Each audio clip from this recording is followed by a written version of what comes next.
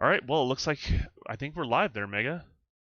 We live? Like We live. live. We're doing it live. All right, all right. We're What's doing going on, something for sure. everybody? Yes, we are here. We are live. We are doing it. Man, good to be back, especially now in our new home, a new facility right now.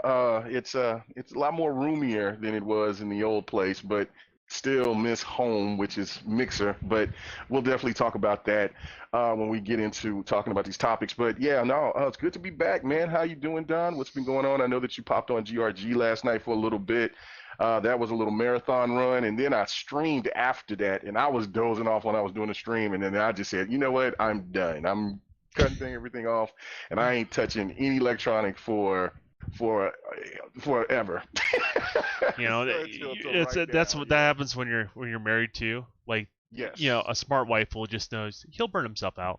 He's good. Right. He'll burn Right. himself. He'll come back. He's not going He'll come. anywhere. Right.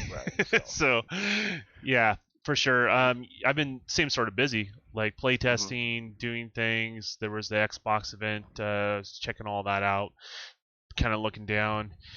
I may have a video popping up on YouTube this week. I put together something, so we'll see if I'm brave enough to hit the post button and create a thumbnail. We'll see if it actually happens. But yeah, I've been kind of breaking down all the Halo stuff, trying to figure out what's going on and what's up with it. And I'm sure that's going to be the big subject when we talk about the Xbox event in regards to that. But yeah, just good. I'm just waiting for when they tell us they can buy new consoles and new graphics cards and all sorts of new stuff. I've been saving my pennies and getting ready to offload them all at once. So No doubt. No doubt. That's exactly what I mean. I think everybody's anticipating and wanting to know how much these consoles are going to cost. I mean, for anybody that wants to say now that they don't miss E3, I think that they're just saying it just to be an ass. Because I really, do people say that? well, I haven't heard anybody say it here lately. At first, that they were saying it, especially when they started dropping the very first, um, little News? shows or whatever, and Yeah. then we was getting a little bit of information, things like that. But then when these video streams started coming out, and they just didn't have the same impact as E3 had, then it just come out to be, well, man. And then more and more that they started to flow, and after the PlayStation event, it kind of just, I think it set reality to a lot of people like, man, this just doesn't hit home like E3 hit. And so now and then, of course, how some people will. Wait just a second. Maybe it just got cut off. Wait just a second. Oh no. Or whatever, there's people All that right. Wait loved just a it or second. hated it or Mega, whatever. Yeah, yeah, yeah, yeah. you may want to repeat the last 30 seconds you just did. You got cut off. Oh, did I? Oh, Yeah. okay, my Yeah. bad. Yeah. No, it's not your Uh, fault. It just is what it is. So okay. So anyway, but I was just saying, just for people out there that was, I've just seen the PlayStation event. I think that that's where they actually seen, um, it just didn't have that same impact. And for however people may feel about the Xbox event, if they loved it or they hated it or whatever, but the fact it was great, but it just doesn't have that feel, and especially for the third party events, none of them really has had a very good hard impact. I think most of them is they've showed some cool games, but it just doesn't have that excitement. It just doesn't bring that excitement like we would get it when we see there's it a at E3, in there's a my opinion. there's a couple things. Like I think once everyone kind of knew that E3 wasn't happening, I think there was a restructuring of a lot of studios and how they're going to do the game, because usually you have to branch off a team to make a demo, playable demo, and all that sort of stuff. And I think there's like, no, we're not doing that this year. We're moving you over here. And I think there's just a lot of just trickling in information, right? They're not Hmm. trying to make a big splash, and everyone's kind of struggling to. I would say struggling because my team's doing really good with the pandemic. To be honest with you, Hmm. overall we're doing better. the team that I work with. So, but I can't say that's the case for every team because people have different personalities and people strive in different type of environments, that sort of thing. But yeah, I think that has a big play on it. And then you got people not prioritizing that sort of stuff, right? So it's a little weird. It's a little different. I'm hoping, I want everyone to do well, but at the same token, I want there to be a need for E3, but we'll see what happens. You know what I mean? So Yeah, I mean, I know that you have your doubts about certain things, but I just don't think that even though it had people drawn to it, and of course there's all this anticipation. It's just that, like, again, the impact of E3 overall, even for the people that watch. I mean, you got everybody that's gathered that's into gaming watching, and then you have people also at the event. But this is more for the people that's watching. It gives everybody plenty of material to talk about for future weeks until they get to the next show, which is Gamecom, and then of course all the stuff that leaks after E3. That's another thing that's been kind of the norm. But all of this waiting and all of this, it's starting to wear on gamers. You can tell because people are just saying, God, just give us a price already. We just need to know because the longer that these companies wait, it's at the point to where people are going to just start like, man, I might just have to wait people are out of until touch. next year. Yeah, yeah. There's a little bit Yeah. of being out of touch on that sort of thing. I understand making a splash against your competition, and it goes with Sony Hmm. and Microsoft. But at the end of the day, um, certain companies say they need to put the gamer at the center of the experience, and this is what you need to do. But in order to Right. put the gamer at the center of that experience, you have to let people know. You have to create the opportunity. You have to let them know what they're saving for. I mean, I saved $800 just for console stuff, which I don't think it's going to be $800, but I think that $800 will go to something. You know what I mean? If it doesn't go to the console, man, it's going to go to controllers or additional games, right? So, that's what I've been planning on. But Mhm. that's just because I had that way I have a buffer if it's more expensive than we're thinking they're going to be, or not. But that's just even myself, it's really hard to predict the prices on these sort of things because it's new architecture. You have solid state drives. I didn't think they were going to be able to do that. So there's a lot of things that were unexpected this time around, if you know what I mean. So Yeah, and that's the thing of it right there is where people are they not everybody's going to be able to save that type of money right then and there, especially with this pandemic going on, and then all other type of factors. And then, of course, if you wanted to buy a PlayStation, I mean, there's not going to really be anything like Game Pass over there unless PlayStation announced some really big news here coming in on the 6th. But it's one of those things to where people look, okay, it's August. It's going to be coming out in the next 3 months. We do know that it's going to most likely land in October, November for sure. So let's just get it going because there's other bills and things that other people have to pay. I mean, and I'm thinking for myself and for what bills that I got, for other things that I need to save and adjust for. And I know that there's millions of other people that wants to know these prices so we can just get to it. And if we do already have the money, like for your end, I mean, you're already well established on it, but then nobody knows if what if there's a situation that happens where you have to spend some of that money? And for those people that may had it for that reason, but then they had to do that, and then if they don't know the price, or if they anticipating the price and the price is more, then it's gonna put a lot of people in a bind. So and then you're gonna have a situation where people are gonna just wait. They're gonna wait until until that first lineup gets carried off, and then they're done. And then when that next wave come, which will be sometime probably in the second quarter of next year, second third quarter of next year, then they'll just wait until and get it then. Yeah. So yeah, the waiting too long is I don't know. The price thing to me is the most aggravating thing out of all of this. And then of course, we got the show from Xbox. We'll talk more about that here a little bit later, but um, and from PlayStation, but they're both holding back more and more information. And at E3, this would already been done. You know what I'm saying? So it's exciting in a way, but then again, we're waiting well into August, sometime maybe in the mid-August, and you're kind of like, wow. So I don't yeah, know. What's your thoughts? No, it's as I said before. I mean, they need to let it know. It's about putting the gamer at the center of the experience. As I said, there's a certain particular platform that says that, and I do believe that's what they intend. But I think with their competition, they're being a little bit blindsided for what everybody else is working with and dealing with in regards to that. So I just think they need to release the price, let us know when we can order them, and where to what are participating places that allow us to order that stuff. You know what I mean? So yeah, they need to open those floodgates in regards to, I think there's multiple reasons why they haven't, but I still think they need to put the gamer on the forefront on this one. So Yeah, no doubt, no doubt. Yeah, you could buy a lot of cheeseburgers and a hot cup of coffee with $800, Goblin. And you know what, Blades?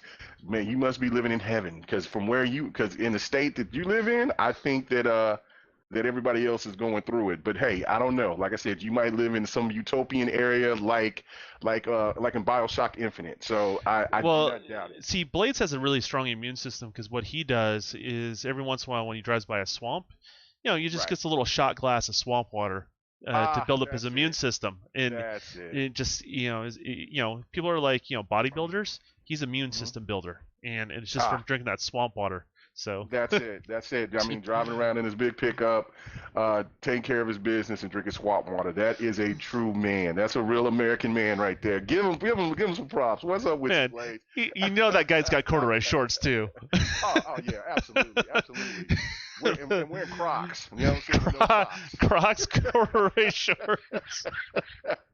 Oh Oh, man. Yeah! Oh my goodness. But anyway, well, welcome to. Thanks for coming on in, Blades, man. definitely Haven't seen you appreciate in a that. minute. Yeah, no doubt, no doubt. But anyway, so let's get into talking about Mixer because I was want to talk about it last night, but I knew once we just talked about the event, I just knew that it was just going to be just a long show just with that, and then we still didn't cover everything. So hopefully tonight I'll get to cover some of the games that I was very excited about for the show. But yeah, let's talk about Mixer, man. It's over, it's done. I mean, I went to click over on it, and yeah, it's over with, man. It is finito curtains. They got the little dude right there, and it was like, hey, it was fun, and then it kind of sends you off to Facebook if you're interested in going to Facebook gaming. And I then of know, course I got and then you can stream for your grandparents on that channel. So stop it, stop it. I keep looking at Facebook gaming. It's intriguing. I'm the not even going to quality is front about good. that. The quality is Quality is good. The fantastic. Yeah. quality is one of the best streaming ones out there as far as visually. Hmm. It's definitely got that going on there. What's up, child of God? Um, it's got that going for it, and I want to see if it does the co-streaming and the low latency stuff. So it'd be interesting to see where it goes. But at the end of the day, I think we both, I think you asked your audience, and I asked the people that follow me on Mixer, and this is where they wanted us to be. So might as Yeah. well, right? So Right. I mean, so sometimes you have to placate to you what your audience wants. And Mhm. at the end of the day, once I hit the button, I'm doing the same thing regardless of what platform I'm streaming on. So Twitch kind of made sense, and I think more and more because we're both kind of blind to all the different elements of streaming. Because when we first got into it, I think Mixer was a good it was a good starter kit for people that didn't know they wanted to stream, if that Mhm. makes any sense. It started with people with their consoles, and then I eventually got the right equipment to obviously to link everything to my PC and got everything set up in my office with all my other stuff. To stream from there, and I love it. I love that I fell into it, and Mixer will always be that platform that got me into it. In regards to that, so I think it was a cool platform. It definitely is a memory. It will always be a memory. In regards to that, no matter how much success I find on Twitch or anywhere else, and that's just kind of how all that stuff goes. You know what I mean? So I hear Delirium Blades is over here talking about my state gave the world Joe Erotic. Yes, they did. Yes, they did. You know, Yes, in the they middle did. of the pandemic, you gave the world the biggest hug with Joe Erotic. Is that his name? I think yeah. Erotic? I All didn't I know if it was erotic. I thought all, all I it was the Tiger King. Yes, all Tiger I know King. is he had a bowl haircut, a good collection of silk shirts, and a mullet starter kit going on there. So Yeah, he had country songs, and you know he was yeah, country songs. he's homosexual. I mean, he is the true epitome of just everything that is the melting pot in Oklahoma, which people just don't understand. Like, there's all different types out here, but It's just you like know. anywhere else. If you live somewhere else and you hear about a different place, you don't really understand what that place is until you spend Right. some Like, time people there. just think So it's tumbleweeds and people just running around and it's pretty much thinking it's Amish country or something, but it's very diverse. When you get into the deep woods, not so much, but when you in the metropolitan area and the cities, yes, it's very diverse. And so it looked like that Joe Erotic was just a little bit of everything of us, He loved wild animals and loved regular animals and just a different guy. But hey. yes, definitely for sure. But I mean, yeah, I guess I don't know. I just look at the mixer as like the Dreamcast of Yeah, streaming. You yeah, always have fond memories of it, but it was never meant to be. I guess at the end of the day. But I think looking back at it, I know a lot of people felt bad for people that are had quite a following and they yes. had to switch to something else and regardless of where they landed and that's rough. That can be incredibly discouraging, especially if those people are making their living doing that sort of stuff, and they made those risks. But at the end of the day, though, those people are finding success on a platform that wasn't finding the proper success for the platform provider, right? Hmm. And that shows something. It shows that you got something going for you, and wherever you guys land, just keep at it. Your audience will follow you, and you'll do well. And what is it, 340 followers? I had what number were you at when you left? Like I, 500? yeah, I gained like 10 extra followers because Good I did it on both, and Yeah. God. then I stopped, and then I did it again last week, and I gained 10 more followers, so I was at like 560, 558, something like no 557, 558, something like that. So I was on my way. I mean, I had a lot more than that even thought that I would be. I didn't think I would get 10 people. So, Yeah. but it's pretty amazing, man, just for the work that we've done just to and then just the thought process, because we had the same mindset, like, man, this is kind of weird. We're kind of new to it. We said we're going to do it, and then now we're actually committed in doing it because we enjoy it so much, and so much so that I enjoy doing it more than I like making videos, making YouTube videos. I love doing podcasts, but YouTube videos not so much. Um, but it's still at the same time, it's just beneficial, and like you said, the mixer is like the Dreamcast of all streaming services. You know what I'm saying? It's just one of those things where it's like it was the good starter kit. Everything was there for you. Had really great quality. It was easier to understand, and then and it just helped you evolve into Well, if this anyone, behemoth where but there's so many people here now. but anyone that And it's followed you great. on Xbox Live, right? That what would Yeah. happen is they would show up in the stream, in the feed. Next thing you know, like, oh, Kimmy is streaming. I'm gonna go check him out, right? And Mhm. it had that positive reinforcement from people you knew and people you played with, and they had a lot of good ideas. It just execution and timing is such a big part of all that sort of stuff, and they didn't quite get that as an option. So I mean, but I mean, I hate to say this, but I feel like with you know, regardless of the numbers and stuff like that, I feel like in a lot of ways we've seen more success here on Twitch already over what we were doing on Mixer, um, in regards to that. Because like we got to whatever Yeah. status we technically already were, on Mixer with I don't know how long did it take you, 2 or 3 weeks Yeah, like in 2 weeks, I was already I was there. already affiliate. Yeah. Yeah, no, I was there a week after you because I just didn't have as much time to stream. Hmm. So that was a big part of it.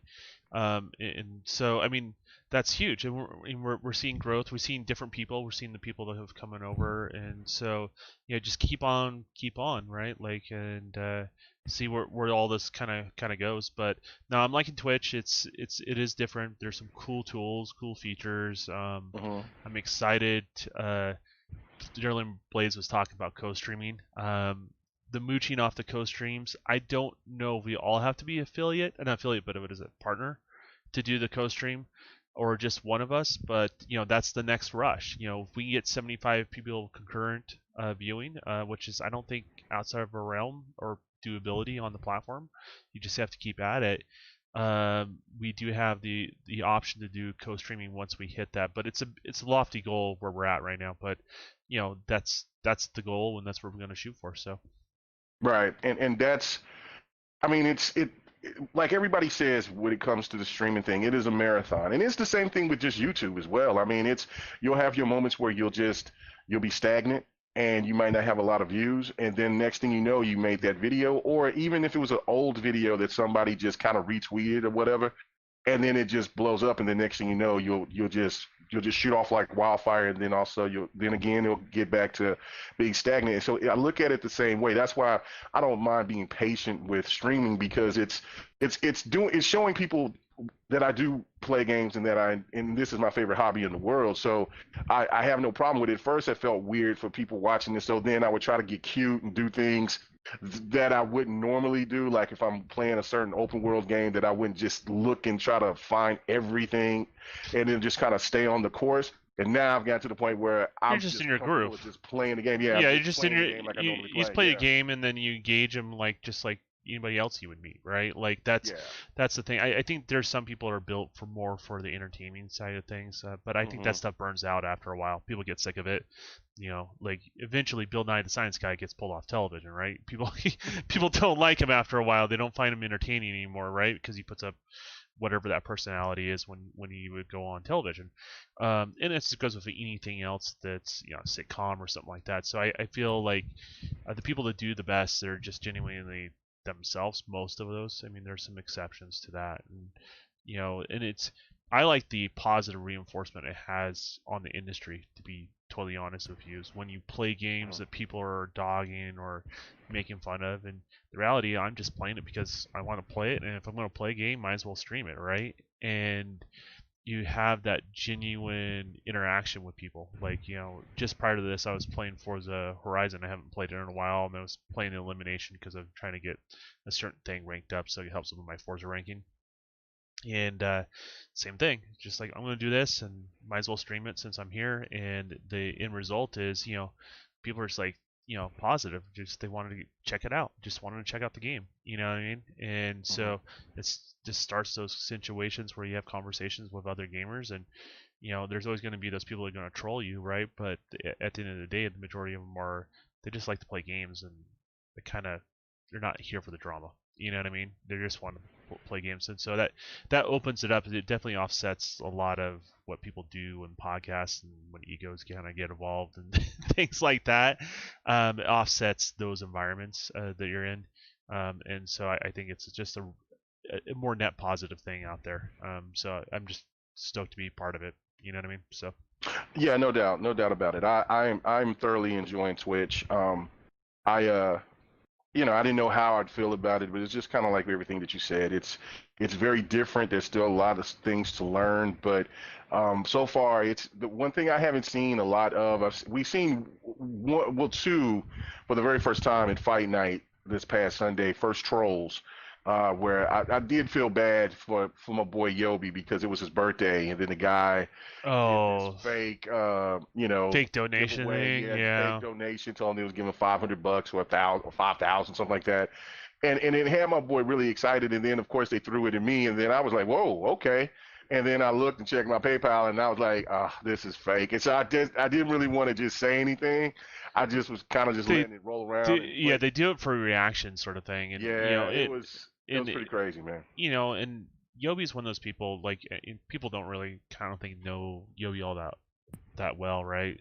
Hmm. Because we hang out with him, so I feel like we get to know him a little bit better.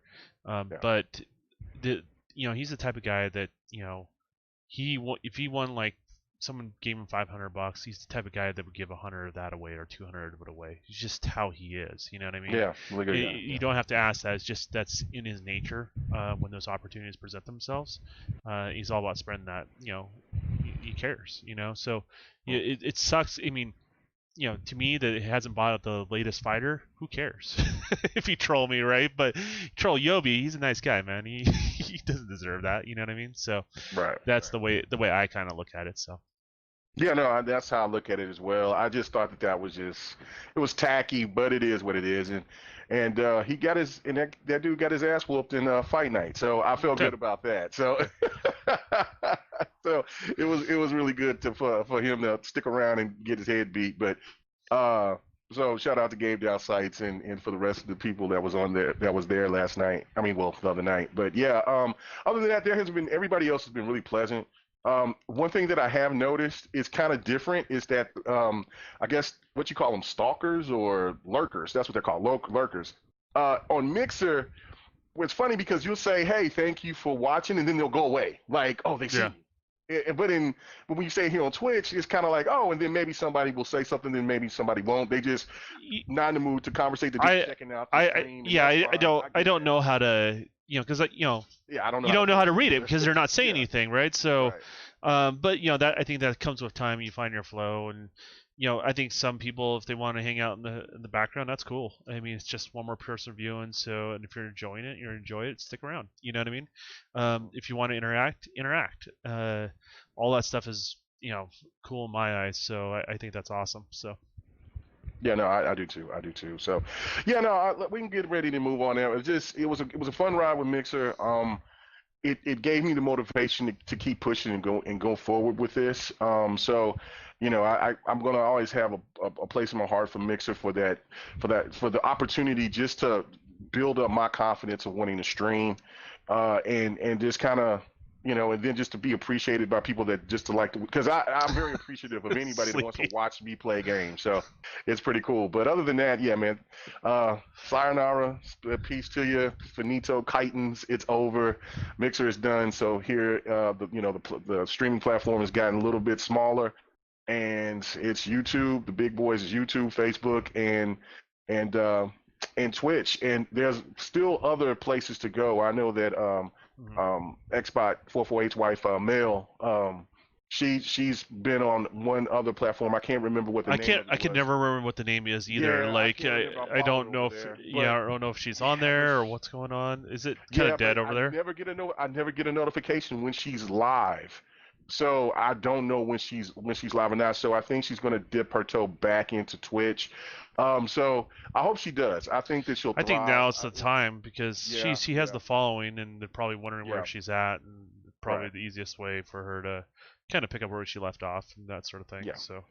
Yeah, and then my last point on this is I do feel bad. I've talked to quite a few Mixer refugees like us. And the refugee all-stars is what you're saying? Yes. Well, yes. And there were it was pretty crazy. There was one that I met that I followed, and they followed me back. She had close to 14,000 followers.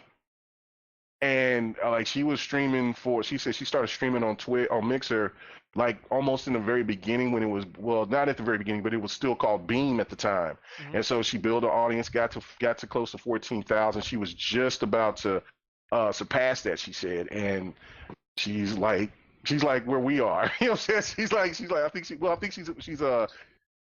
what, she must have something now. She must have taken off like a rocket though. Like, you know what I mean? Yeah. And it's one of those things too that number's there. That number's there, you know what I mean? But doesn't mean they always log onto the service or watch you, right? So like that's the other part. It helps.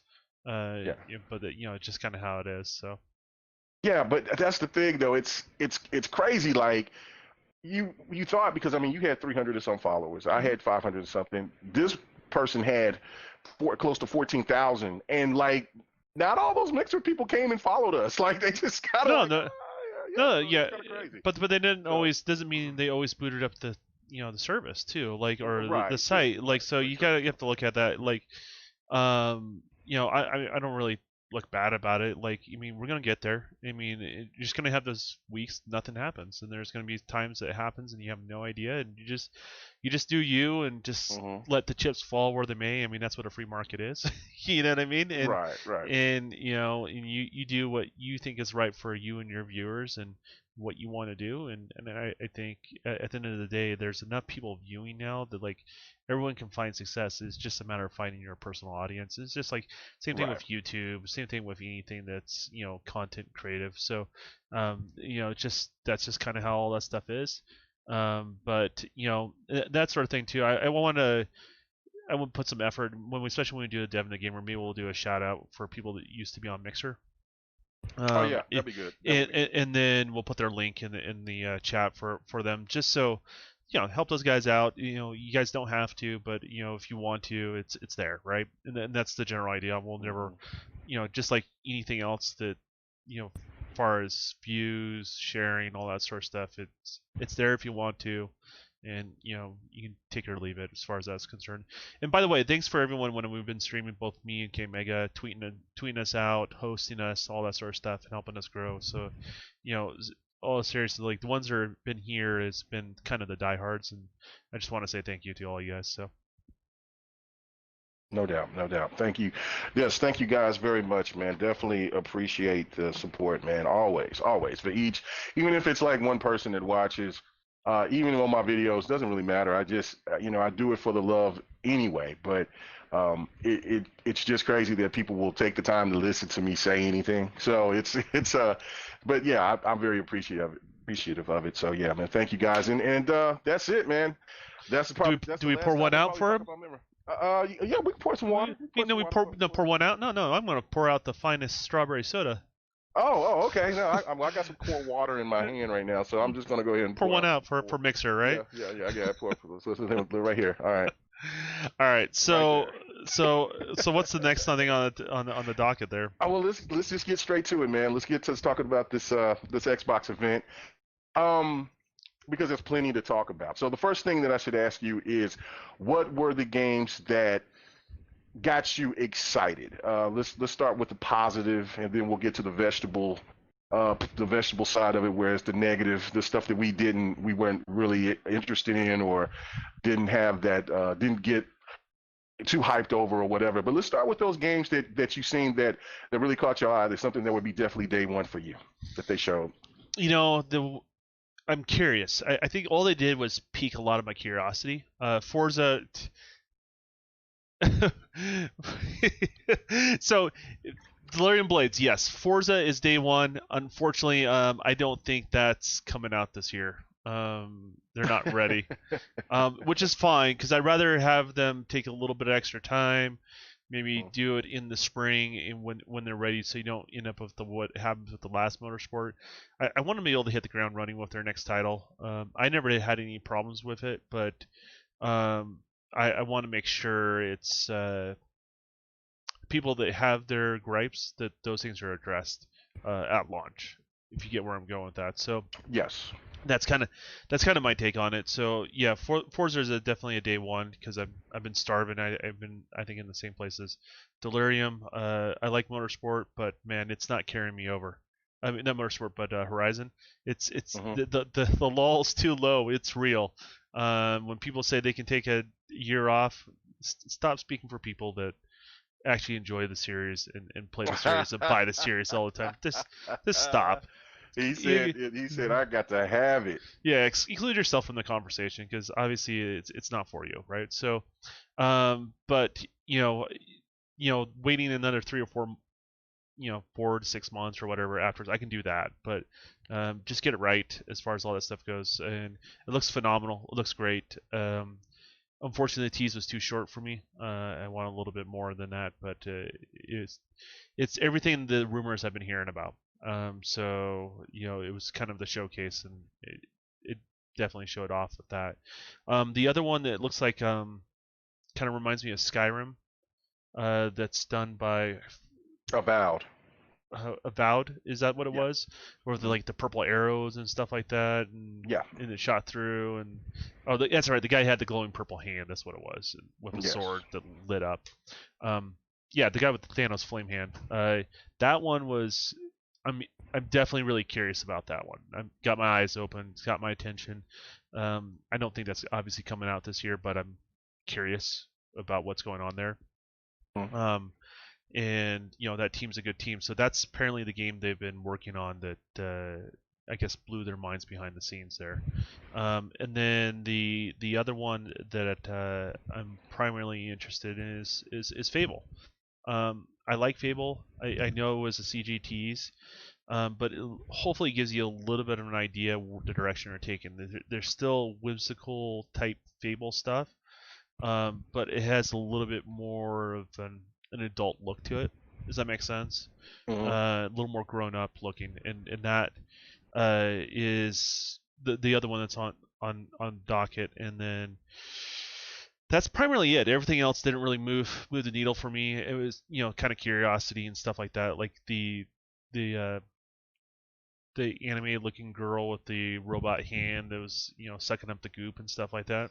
Cool. Oh yeah, the gunk. Yeah, if it's in Game Pass, I'll try it. You know what I mean? Like, and if I like it, I'll buy it even as well. So kind of some of those things, and I think also the framework too is a lot of that stuff is all going to be on Game Pass. So like, you're in a situation where when it's the hot topic and when it comes out, they'll try it out, and you may not be excited now, but you never know. There's so many times a Game Pass game has opened my eyes to something that I normally wouldn't have given a chance.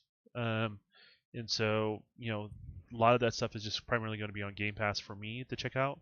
And then some stuff just got my curiosity, and we'll see where it goes from here. But I just also don't like a lot of CG trailers. I like just put me in the gameplay, a finished gameplay. We'll get into that, but polished up gameplay. I want to see what the game looks like when I purchase the product, and that's a big bonus for me as far as all that stuff goes. So. Nice, nice, nice. Okay, all right. For me, my list is a little bit longer because I've gotten to this point now. I think I've brought into my gaming horizons because there was games that I seen at the PlayStation 5 event that caught my interest that I would never be interested in, like the Volcano High game. I don't know why, but it caught my interest. I'm gonna play that. Bug Snacks. I'm gonna play that game. I just want to play it. I don't know why. It's just a weird, quirky game, and I think that my wife would enjoy it, even though she said that looks weird. But I think when she sees the strawberry with the big eyes, I think she's gonna think it's cute, and then she's gonna jump on it. So I'm gonna give it a chance. I'm gonna give it a chance. Not saying I'm gonna love them. I just want to give it a chance. So here on the Xbox showcase, there were some games that really threw me off at first. So I guess we'll get to that when we talk about the negatives. But yeah, the first game. there's one that's going to take up a lot of our time here Oh, for yes, sure. yes, So, yes. and I think we're both trying to avoid it because I think that's the Yeah, goods, the high and the low, right? So. Right. We'll talk about that game a little bit later. But The there was this game, and it's and it was the not the Halo Neighbor, because I never did like the first Halo Neighbor, but it was the Tell Me Why. I don't know why that's so intriguing to me. Like the Hello Neighbor was kind of creepy in a weird, quirky way too. That was kind of interesting for sure. Yeah, the Hello Neighbor, I would give that a shot, but I didn't like the first one, but I didn't really, but that was a different time. Like that was just a different K Mega, so I would say, man, I might try to jump in and play that game again. Because there was so many people that liked Hello Neighbor, and so I'm like, all right, Hello Neighbor 2, all right, you know what, okay. But Tell Me Why was something that just had me like, you know what, I was like, you know what, Detroit changed a lot. I forgot how much I like games like that. Detroit really changed my whole outlook on, because I remember people was jumping all over the game, but they sold me over on the story aspect when they were telling the story about the game, and I'm like, you know what, I'm going to give that game a shot. And then the more and more I started looking at it, I was like, you know what, I think I'm going to like this game. And then when I played it, I just got blown away by the story. I thought it was fantastic, and I think to Tell Me Why is another one of those games that's going to blow me away because it has a little bit of darkness to it, and especially just it's a different just a different type of game. They're not talking about the transgender thing or whatever. And I know that some people think that that's getting pushed to people's face, and I get that. I'm not here to say you're wrong or right on it. It's just the thing is the plot about the mother. Like, Well, was she that's just murdered or was that's she just or how the was industry it, should be. self-defense, whatever. You put something out there. If it's for you, it's for you. Yeah. If it's not, it's Hmm. not. Right? Yeah. Um, but I think it's more of a weird thing when it's an established franchise and that stuff hasn't been there, right? Like it's Hmm. good for new franchises, Yeah. if you're going to be doing that and see who wants to be involved in that sort of stuff and who finds value in that, right? So, um, Hmm. but it's tricky. But yeah, I mean, so anyway, so you like some of the other smaller quirky things, is Yeah. what I'm Yeah. hearing, right? Yeah. Cool. Yeah, I'm starting to, like I said, I'm starting to broaden my horizons on that. I just like, man, it's just that story intrigues me, and also as Dust Falls, I like the animation. Now it's weird because it's of course it's not action packed, it's straight storytelling, but I like the hand drawn animation, and then the intriguing part is like, okay, there was a armed robbery that happened. Things went bad. I don't know, people got murdered, and then I guess other things happened. I guess these kids went to prison or whatever, and then now Or the is one that the person. one that was brother and sister? No, that's the Tell Me Why. That's the brother and sister. Okay, tell me why. Okay, gotcha. Yeah, the other one is Dust Falls is the one where it's the white dad and the black mother, and they have a mixed child, and they was just going on, they were moving somewhere, and they just stopped at a hotel, and then there was a robbery, and I guess the mom and the dad died, and then the girl grows up and she confronts one of the one of the people that was the younger person in the armed robbery, and somehow I'm intrigued. I want to know. I want to know. That really had me interested. So that's what I'm saying. That's really normally haven't been any type of games that I've been interested in whatsoever. But those got me like, okay, I'm finna check it out. And then another game which I know a lot of people liked. I never played it. I never played Psychonauts. I never did. It just never. Just from the look of it, never interested me. But seeing Jack Black sing and all that psychedelic crazy stuff, I want to jump on it. I The want thing that to cracks me jump about on Jack it. Black, he Yeah. reminds me of somebody that would just hop into our party and hang out with us. Right. Right. He bust Right. out in songs like that. So, yeah, there's definitely that warmness to what they're doing Hmm. there for sure. In regards to that, so yeah, Psychonauts is looking good. I'm kind of curious where that studio is going to go because they have the means, but they may want to do smaller, quirky stuff going forward Hmm. after this, right? Versus something big, or they may, maybe there's a studio that will mix it up. I'm just kind of curious where they're going to be going with it. And then that's kind of my take. So we'll see where where it ends up, but I'm just kind of curious how that's going to end up. So Yeah. And then I got two more of the quirky ones before I say the games that this is, because these are games that I'm interested in, that I want to play. I should say that for me, mhm. these are my day one. Like, I got to get them right now. I'll say those after I bring up another point for Don. But another game was Exo Machina. Uh, that game looked really dope. Wait, Had this. is that the one with the Silver Surfer and the Silver Dinosaurs Yeah, and yeah, yeah, yeah. that one was cool. That would definitely appeal to every 80s childhood imagination I ever had all in Right, one, right. Like, right? So yeah, just like all in one. You got a dude on a surfboard. You got metal suits. You got swords. You got dragons spitting fire.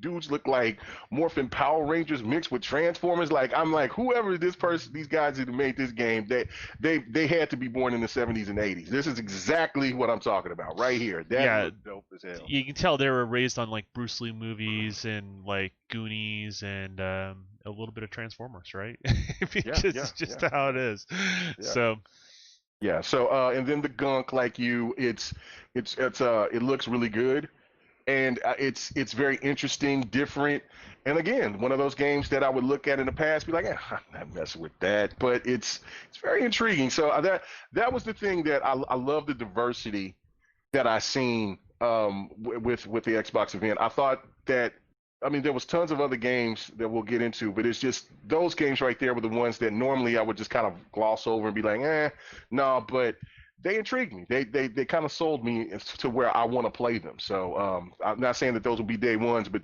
well, except for the Exo Machina, that's a day one. But the other games, it's kind of like, man, if those are on Game Pass, I'm definitely going to play them.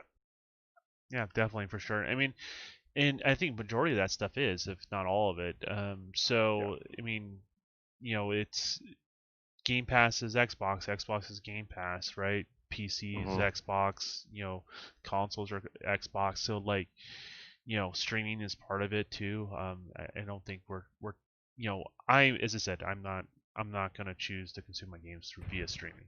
That's not something that appeals to me. But there's an audience for that, right? And the Yeah. audience is not everyone, but there is still an audience for that. And so it's one of those things. Like I think the future is just super bright for everybody. Hmm. And I think it'd be one of those times. Like I think naturally people want to rub certain things in people's faces across the aisle there. And I read a good article from GameIndustry.biz, and it said the console war is over. And it is, because it's no one cares. The only people that care are people that are in the past, right? People are going to choose to consume their products however they want to consume them and buy the products they want. There's no barriers. You know what I mean? So, Yeah, no doubt.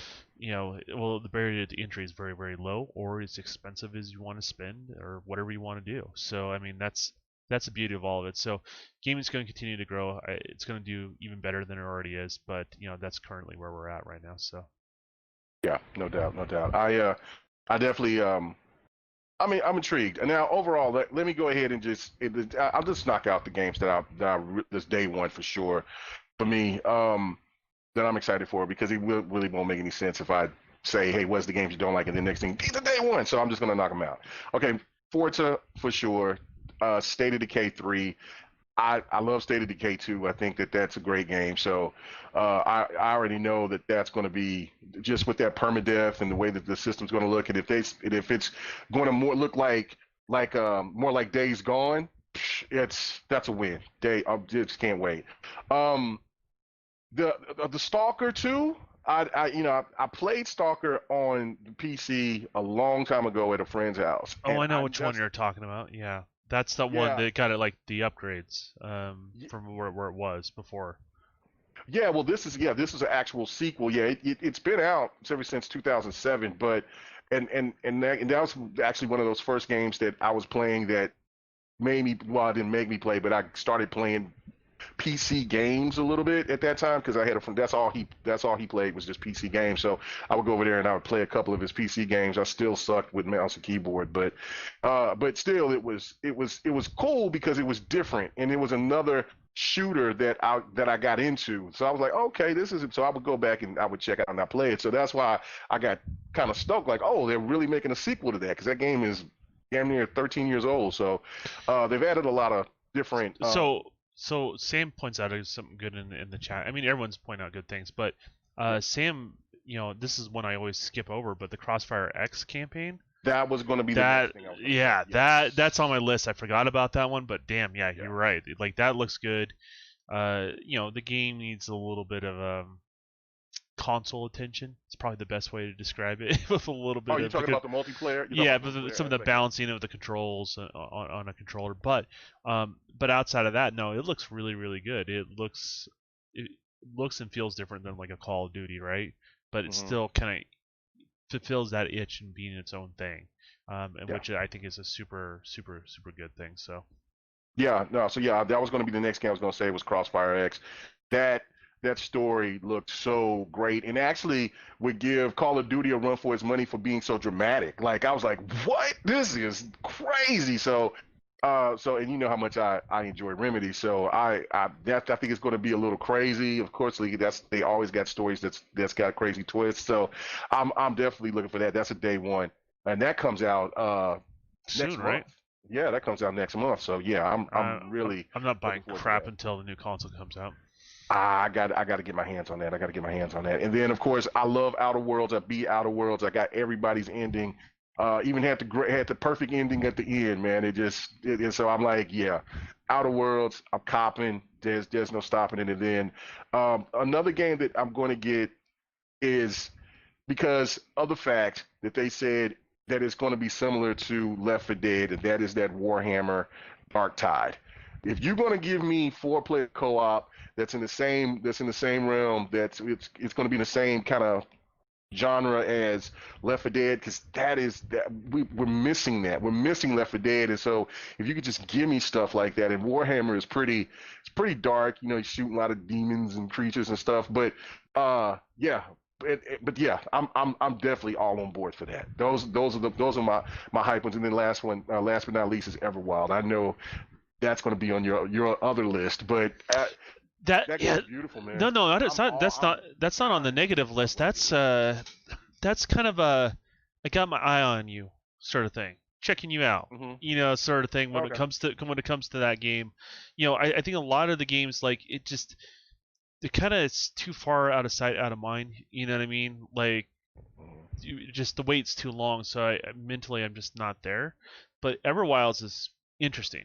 I like the art style a lot. And keep in mind that's what I do for a living. I do graphics for games, right? So, Mhm. so those are the type of things. It's the first thing I see, the first thing I connect with on a game.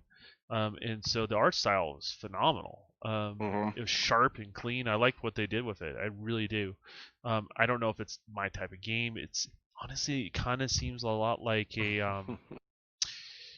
what was the one was the Last Guardian? It kind of has that almost kind of Last Guardian-ish type vibe, but Yeah. with cell shading and so I don't know if it will be my type of game, but we'll check it out and I'll definitely give it a shot. And at the end of the day, it's going to be in Game Pass, right? So when it's time, I'll check it out for sure.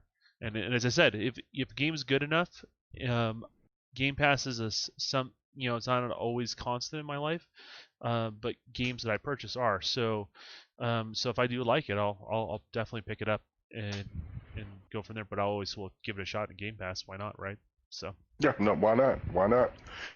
Yeah. No. Okay. And so speaking of that, let's talk about Game Pass for a hot minute. We talked about it on GRG last night, and it actually was a really long discussion. I mean, I didn't think it was going to be that long, but we kind of broke it down, and I believe I asked you about it, but I don't think you gave me a good thorough answer. So I'm okay. going to ask you about it again. What do you think about Destiny and all of those expansions coming on to Game Pass? How significant is that in your opinion? I think that's good for Destiny. Hmm. Because here's the thing, and this is what a conversation you've been there when I've tried to have a conversation with a bot about it. A lot of Yes. people buy Destiny, now not nearly as many log on and play it in that month. And so that's what I've been noticing with Destiny is um, each iteration the player base is slowly dropping off. Does that make sense? People bought the game, but people are not continuing to play the game, and so it gets more and more sparse each iteration. Does that make sense? And it suffers from like what a lot of games, and it's not unique to Destiny, but each time you do an iteration, and people are attached to the way the older stuff was or how the older stuff works, and now their game, their beloved game that they like, it doesn't have those same features because they tweaked it, they changed it, right? And so I think Destiny really just kind of suffers from that. But put it in Game Pass, right? You can get that constant people back into the game, if that makes any sense. Hmm. And maybe they won't be a Game Pass person. Maybe they'll come back. Once they try it, but the barrier entry is really, really, really low. When going in there, and maybe I will pick it up and try it again once the Series X comes out and it gets the enhancements and then changes over in regards to that. And is it also on the PC service side of things too? I don't remember. Do you know if that's the case or not? If what happened now? Well, you know how Game Pass has the PC. You get the Ultimate, which is some PC related stuff is associated Oh with yeah, it, yeah, right? yeah. So Uh-huh. is Destiny included on the PC side of things, or is just the console side of things? Or do we know? That part I do not know. Most likely, if you have the Ultimate, then yeah, it'll be included with the PC. I'm guessing it would Um, be, but I don't know. yeah, yeah, and everything is supposed to be, I guess, going into cross-play. I know it's got the cross-save, but yeah, no, I believe the ultimate is definitely with PC, so I wouldn't see why it wouldn't. So yeah, no, that like you said, that brings a, a bigger demographic of gamers to just that's played Destiny and maybe just dropped off and just didn't even care about Destiny 2 because of how they felt of Destiny 1. That's going to bring everybody back, and that's going to, and I don't think especially it's going to just bring gamers. everybody back, but it will get a influx of people back into the series, right? Right. And then you also, I mean, is it going to be tied to XCloud, right? Hmm. Because Destiny's not shy of having their game being streamed either. In regards to that, and a lot of times, most of that game is the cooperative. That's the big meat and potatoes. I feel about Destiny and that sort of thing, but that's what's going on. And Sam, that comment you said, you hit the nail on the head, man. You don't know how much we both appreciate that because that's kind of how we feel too going forward. So, not to sidetrack a little bit, but Sam, that definitely means a lot there in the chat.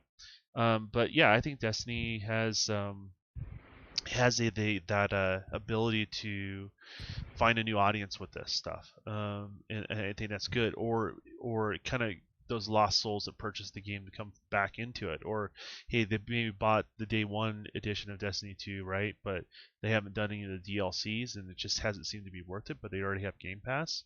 That will populate the world. So I think it's a net positive for Bungie in regards to that, and I think it's a good thing. I mean, is Bot going to even buy DLC anymore? You know what I mean? Like he's just, Right. I mean, Right. he's very pro Game Pass. He's all about it, right? So, Hmm. just within our own circle, I mean, I'd be kind of curious to see how that pans out with him. Not what he says now, but what he does down the road, because I know he's still going to play it. But yeah, this is going to help Destiny. I think this is a good thing. I think this is a net positive for sure. So. Yeah, no, I totally agree. Yeah, Bot's going to definitely jump all over it because he was talking about it when he saw me playing Destiny last week, and so he was talking about this the new expansion, and I was like, oh, man, I've spent so much money on this game that it's kind of I'm at the point like, damn, I'm probably going to buy it, but then I don't know if I feel differently going forward, especially when the new consoles are going to be coming out around that time because they delayed it. Hmm. So, and it's like now knowing that it's going to be on Game Pass, I'm definitely going to play it now. I mean, because only thing It's left that I have to finish is Shadowkeep because I just did everything else. So I'll get done with Shadowkeep and then I'll get over to that 1,000 rank and then I know that Bot and those other Destiny, yeah, well, Bot's not like that, but the one Destiny gamers that kind of snooty that keeps their nose up at you if you got a lower light level. You know what I'm saying? well, When they well, see me 1,000, I could probably if it's play more games with populated them or whatever. enough, though, that's the thing. Yeah. If a game is populated enough, then you have that influx of people that are at the same level as you. That's what's important, right? So you run into those Hmm. people in that particular environment. The only problem is when people want to play Destiny and you're not interested in, it's kind of harder to dodge it now because you have no excuse. It's just there. Right. So that I would say that's the only downside to it. But outside of that, good for Bungie, good for Microsoft. I think this is a great thing. And I think what it's continuing to show is other platform providers. Something like this needs to be done across the board. Whatever your style is, what a Game Pass service is, um, you don't want to compete. You don't want to leave that opportunity on the table. I think that's disappointment. And Delirium Blades, I know you're trying to troll me with the best shooting mechanics in the world. It's definitely shooting mechanics for amateur first-person shooter players. That's for sure. It's just that I just can't do the auto aim, that sort of stuff. I can disable that. Maybe I would play it a little bit more, but it's too heavy-handed on the auto aim. It's driving me nuts. So. Well, and you know what? The funny thing is, I was playing Destiny all that week, and so I decided to stream playing some Halo 5 right afterwards, and that was probably one of my that was probably one of the worst Halo 5 multiplayer games that I've played in a very, very long time. And matter of fact, I got the most views. I got the most views on that, so they were just seeing me get wrecked. And yeah, so there's no doubt. Because when you're playing Destiny, it's just like, man, you just point the gun up in the sky and bullets is just going to fly at people and kill them, and it's going to be, and you feel invincible, which is fun. It's one of those games that you can But yeah. play with only one analog stick and eat Cheetos at the same time and still win a multiplayer match. You know, like that's just kind of how it is. Yeah. Yeah, it's The Crucible was brutal because if you don't have the right type of gun, good luck. Because I'm shooting guys first, and I'm like, oh yeah. And then I killed a couple of guys, and I guess because they were already weak, so I went 3-0. I'm like, oh man, the Crucible, I could do this. And then reality hit when they started just blasting me with just one blast well, of whatever. so there's two things. So there's Iron Yeah, Banner yeah. and there's Crucible, right? So they're both Mm-hmm. multiplayer, player versus player environments. Um, Iron Banner is based on your light level, how powerful your weapon is, right? So Mm-hmm. all those perks are not muted out, right? In regards to that, Crucible, uh, what they try to do is they try to balance the weapons to some degree. Um, I don't think they do. I don't think it's very No, they well. did an awful It's not job. very well executed, but what happens there is sometimes it's not like a legendary weapon. It's some weird random weapon with some random perk. Does that make sense? Mm-hmm. That gives them the edge that you don't think about, Craig, because it's not marked purple. It's not gold. It's some blue plasma pistol or whatever it may be, right? Blue, like hand cannon, for example, right? And for whatever reason, it's just out of balance, right? And it gives them that advantage that it's just hard to compete against. So, but what they do is they don't, that what allows that blue gun to compete against that gold weapon, that legendary weapon, right? Is the fact that standard crucible. But if you try to take that, say that blue hand cannon into Iron Banner, you'll get destroyed. You know what I mean? So it just depends on the type and what's going on there. But I don't know how you can even balance a game like that, like with all the weapons and the perks, and I just think it's an impossible task, to be honest. Yeah, so no doubt about that. What's going on with your handy gamer? What's happening? Glad you could stop by. And I agree with Blades too. Yeah, if it's crossplay, then I'll play it a lot more as well. I'm gonna play it to beat it, and then I'll jump in with bot and play the new expansion. But it's not gonna be like crazy, just die hard. I want to do a couple of raids and stuff, but I don't want to be yelled at again like I'm a child because I it's my first raid, and then once that happened, then I'm like I'm out. Like it's not that serious. I'm playing it. I'm trying to enjoy it, but let's not try to make it to where just because you play this game more than I do, that like, oh well, you're holding me up, or and that if I do something wrong, then I just need to be scrutinized for it. Don't do that. Don't do that. I think that's what definitely kept me away the first time when I started playing Destiny 2, and then I did that first raid, and I was like, come on.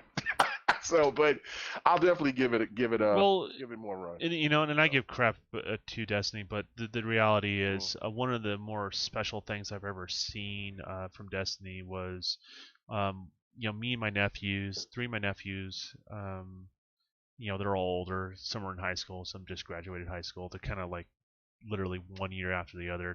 Their family got busy at a certain time, so they had a bunch of kids kind of stacked up, similar age group, like late years in high school, and one that was already graduated. And when we played Destiny together, it was that discoverability when we went to go do the first raid. We had no idea what was going on. Matter of fact, we're barely at the light level that we should even be allowed to be in there, and we're discovering it. We're trying to figure it out. You know what I mean? That was the fun part about it, right? Because no one else, there was no information out there, and that becomes a very unique, special thing.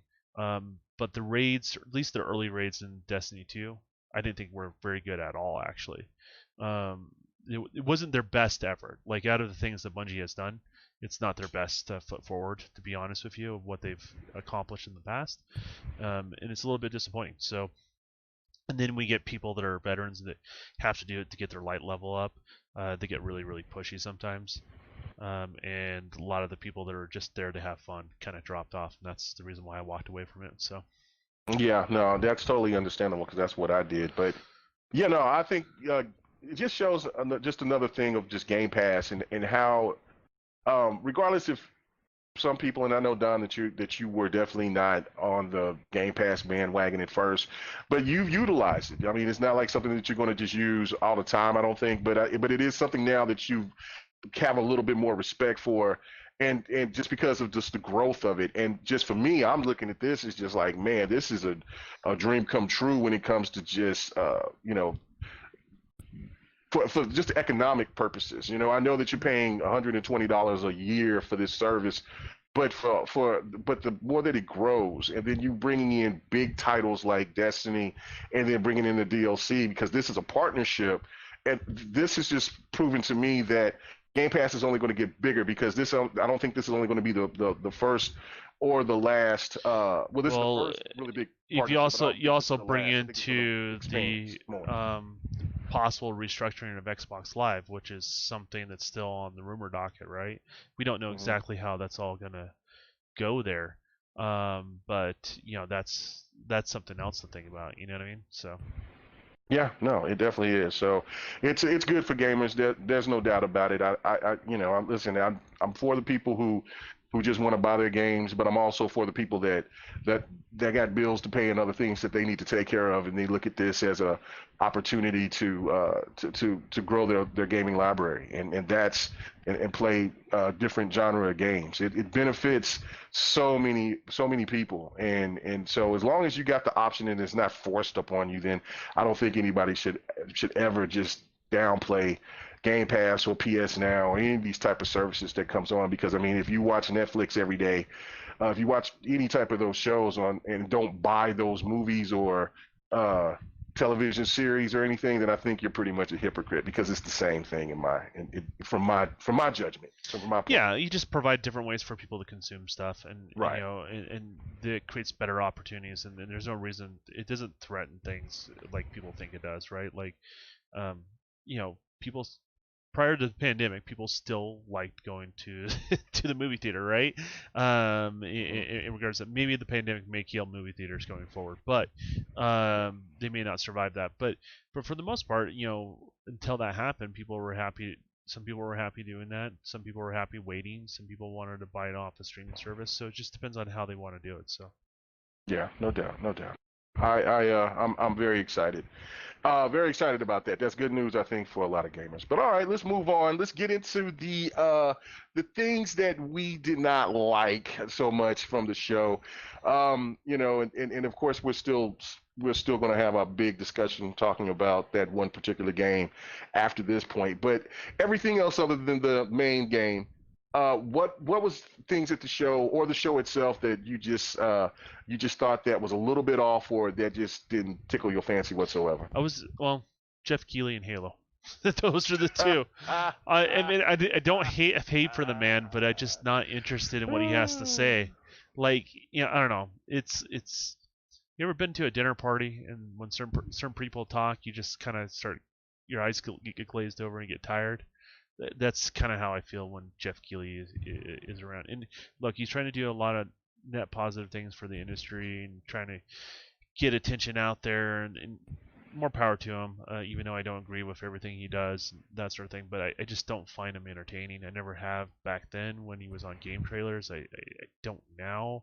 I'm just not interested, and it's the only reason why I would have to sit through it, because I was interested in what was on, not necessarily the personality there, right? So it's just one of those things. Like, I want to see other talent out there. I want to see other people doing these sort of things, not just the same person over and over and over again.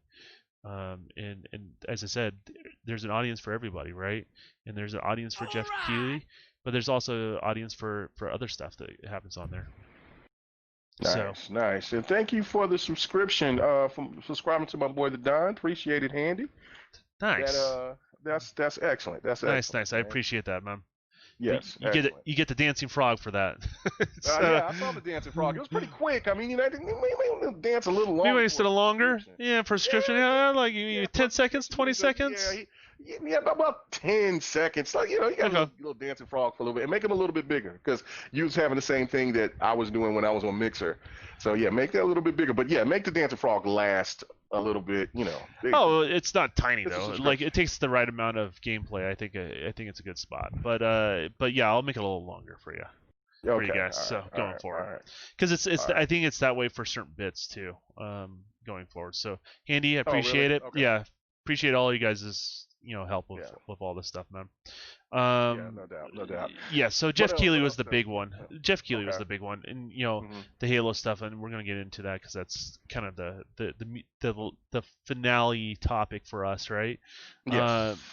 but yeah, the Jeff Keighley stuff was just like it's monotonous for me. It's literally he puts me to sleep every time. And I know some people like him, so by all means, listen to him. I hope you continue to support him, but I just that part was it was a little rough for me to be honest with you. So that's just kind of my take on it. So I don't know Yeah. what was your deal on what was going on. For me, it was the more that I listened to Pred, when he brought up the part about the Hellblade, like the people coming out there and they just was talking, I was kind of like, well, a lot of people were asking for just show us anything, and then Ninja Theory dropped this video, showing that they were in Iceland.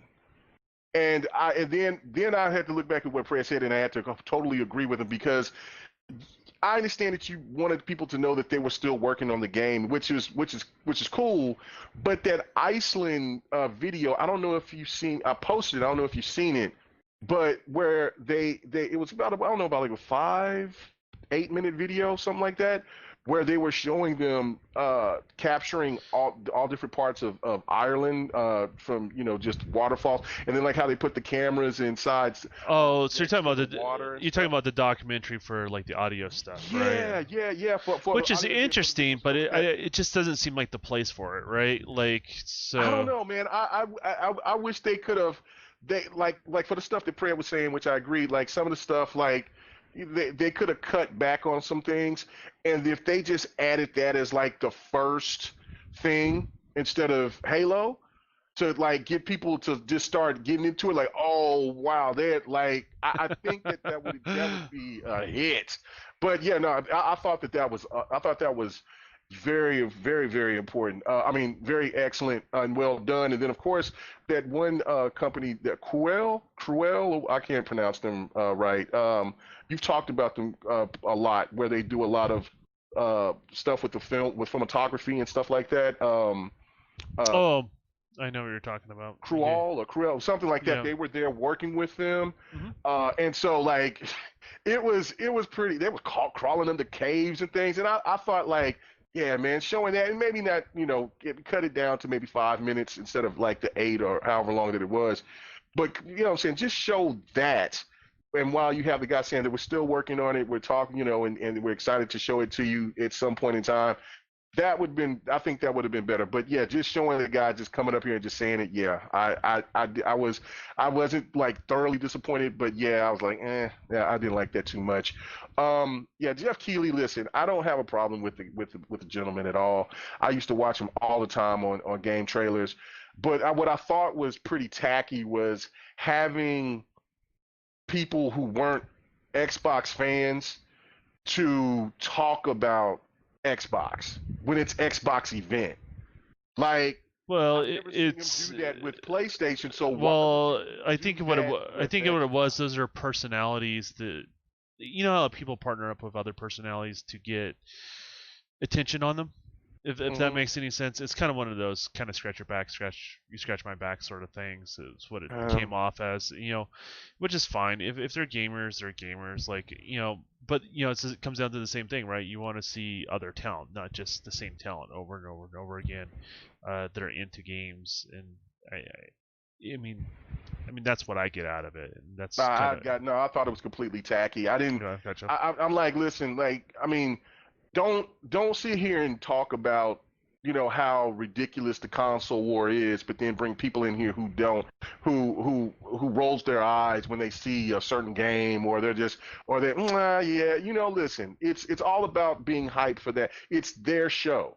It's Xbox's show. I understand that Jeff Keighley, that little pregame thing was his thing, but if he does it on the 6 and he has the same type of group of people that is on there, or he don't have anybody on, if he has the same type of people that's that you have a pro Xbox guy, you got a semi-neutral, and you got 2 PlayStation guys, and they're doing whatever PlayStation's pre-show is, then I'm not going to complain so much about it. But if it's not, and he's hosting something for them, just like he did with the first show, or with the controller reveal, then I'm going to be kind of like, look, man, you're adding more to what you say that you are not a part of, than just supporting the industry, especially when you got the gig, and Xbox lets you be a part of it. I just thought it was tacky. I couldn't stand that whatsoever. So you're saying it should be handled with more respect, is what you're saying? Right. Yeah, I just Gotcha. thought it was just disrespectful. Like, I mean, I Yeah, know you want to have personalities on it. I haven't even gotten that far. Like, I've already tuned Yeah. out when he's there. My eyes glaze Yeah. over. So you can say the worst and the best thing. I don't know what you said. To be honest. Yeah, no, it was, I don't know. It was just, I don't know. I just thought that was just tacky. But yeah, no, that part. I'm just gonna say, like, the overall, the first showing of the show just didn't do it no justice. It looked awful. The 1080p 30 frames just isn't a good. The stream just was not good. Well, the problem is when you I know why they did it, right? So if you try to push 4K and that many people are watching it at once, it's going to act up. Yes. It looks bad. It looks bad. So I think the best way to present it when you're doing a live stream is 1080p 60 if you can. And I think that's the best way to do it. And I think doing the stream, watching the replay after they upload the 4K version of that footage, I think I'm kind of down with that, how they do that. As soon as the footage is done, the live stream's done, within the next 20 minutes or so, it's up. I think that's a very acceptable way to do it. So yeah, I just was like, man, the stream just didn't do a lot of justice. And then also the Ori and the Will-o'-the-Wisp showing, I understood what they were saying, but I mean, in all actuality, a lot of us cannot. I mean, if somebody says that they could see 120 frames, they can. Some people can. But here's the problem, though, K-Mega. We're at this weird diminishing returns for certain people. That's where it's an issue, because some people can, some people can't. But some people can't. Some people can't see it on a 1080p 30 frame per second stream, though. No, you can't. But you also, but that's fair enough, right? But on the same token, there's some people that can't see 60 either, right? So there's a mixture of people. So we're at this weird diminishing returns. Doesn't mean we shouldn't do those things if there's that overhead to do it, right? But at the same token, it's one of those things that not everyone's going to benefit from in one of those things. So, and there's some games that the physics run at a higher frame rate than the actual what you're seeing or being displayed to you, if that makes any sense. So there's a little bit of that as well. So I mean, it just is what it is in regards to that. But you're right. But I think what you need to do is just establish what it is early on. This is what it is. It's a live stream. It's 1080p 30. And then what they're trying to do is keep the quality as best they can. So. Yeah, no, and I thought that was to me it was just like, man, it's just not necessary. But I know that it is for what they were trying to display about the what they're trying to do to tell gamers about the enhancements of 120 frames, especially with Ori and other games that's going to be coming over to the Series X. It's beneficial. But when you've seen it, it just didn't happen. And then there was a lot of people that most likely probably didn't watch the 4K 60 showing, and they just saw the 1080p 30, and then they just looked at it like, I don't even see a difference. I mean, what's the purpose? So I don't know. I thought that was like, I don't, just me just doing a little bit of tidbit, and I know just nagging a little bit, not something that it was crushing and anything. It's just that I'm like, I'm just being a little naggy about that part. And then my last thing, um, just uh the overall just the overall pre-show. I know I said that we're talking about just Jeff Keighley, but the overall pre-show, um, I don't know, man. I just I don't know. I don't know. I just wasn't a fan of it overall. I thought I liked the games that they showed. But I just wish that you obviously paid more attention than I did. Yeah, no, I did. I watched it. I watched it. And so because I mean that's why Pro you got tip. to see, Pro yeah, tip: when he comes on, just glaze your eyes over. It's way more enjoyable. I'm telling you. Oh man, and so I was just more of the thing of just like, man, if they just added those games into just the Xbox event, I would have been cool. I would have been real cool. But I understood why they did it. I just didn't like the pregame show. So those were my main complaints about the show. Yeah, no, it's totally understandable. I mean, Yeah. and then again, like you got to give the good, bad, and the ugly, and when you say you're negative, and be done with it. Like that's the harsh reality. That's what people how they should Yeah. approach that stuff. And people in the chat, let us know what was the things that you Yeah, didn't like. absolutely. Because and the things that you liked as well. I forgot to ask you guys that, but yeah, let us know what was some of the things that you didn't like for the show, and give us some of the things that you did like. Okay, so here we go, Don. Halo. Yeah. Here we go. So right off the bat, they showed the very far once the show started, you seen the CG trailer or whatever. Oh, and that was another thing that I was going to say. There was a lot of CG. I wish I could have seen more, but it also shows that there's games that's further along, and that's not really what Xbox does. And see, and that's what was funny to me is there were people that were complaining, and I know that you say that, but we've always been on the stance of just follow what Phil was saying a couple of years ago, saying, look, I mean, I don't want to show games too far out, but there were so many people that were saying, look, show us stuff, even if it's 3-4 years out, and then all of a sudden you got people that's complaining and saying that there was too much CG. So I'm like, CG, I always give, here's the thing. Like, I don't prefer CG at first, but I always give people a CG pass the first time they show something, right? But you only get one of those. You're done. You don't get to do another CG thing. Get that crap out of here, right? And the next time I see something, it has to be in engine, and I prefer gameplay. That's how I prefer it. And gameplay is representative of the final product, right? At least as close as you can. The problem is when you show things too far out, right? Things always change in the development process. There's always a glass ceiling. You're always trying to adjust those things to get the best visuals out of a game, along with also balancing that out with gameplay. And so it's inevitable things are going to change in regards to that. So yeah, I mean, that's just kind of how they approach it. CG is what they did, and you want to show stuff that far out, that's what you get. And I think that's fair, because then you don't get into the weird thing of, well, they downgraded this game, right? Right. So it's just, I'm not a fan of showing that stuff that far out. People that wanted it, this is what you get. So So don't complain about it now. Yeah, it's either you like it or you don't. It's just, it is what it is, and you have to leave it alone, right? So that's the way I look at it. So. No, I totally agree, man. I just thought of it as I didn't like. I mean, I enjoy it. I mean, it is what it is, but I just kind of wish that Xbox just stuck with their guns. But again, this is the time where they have to show what they got on the table, what's coming, and that part, and everybody knew that Xbox had to show.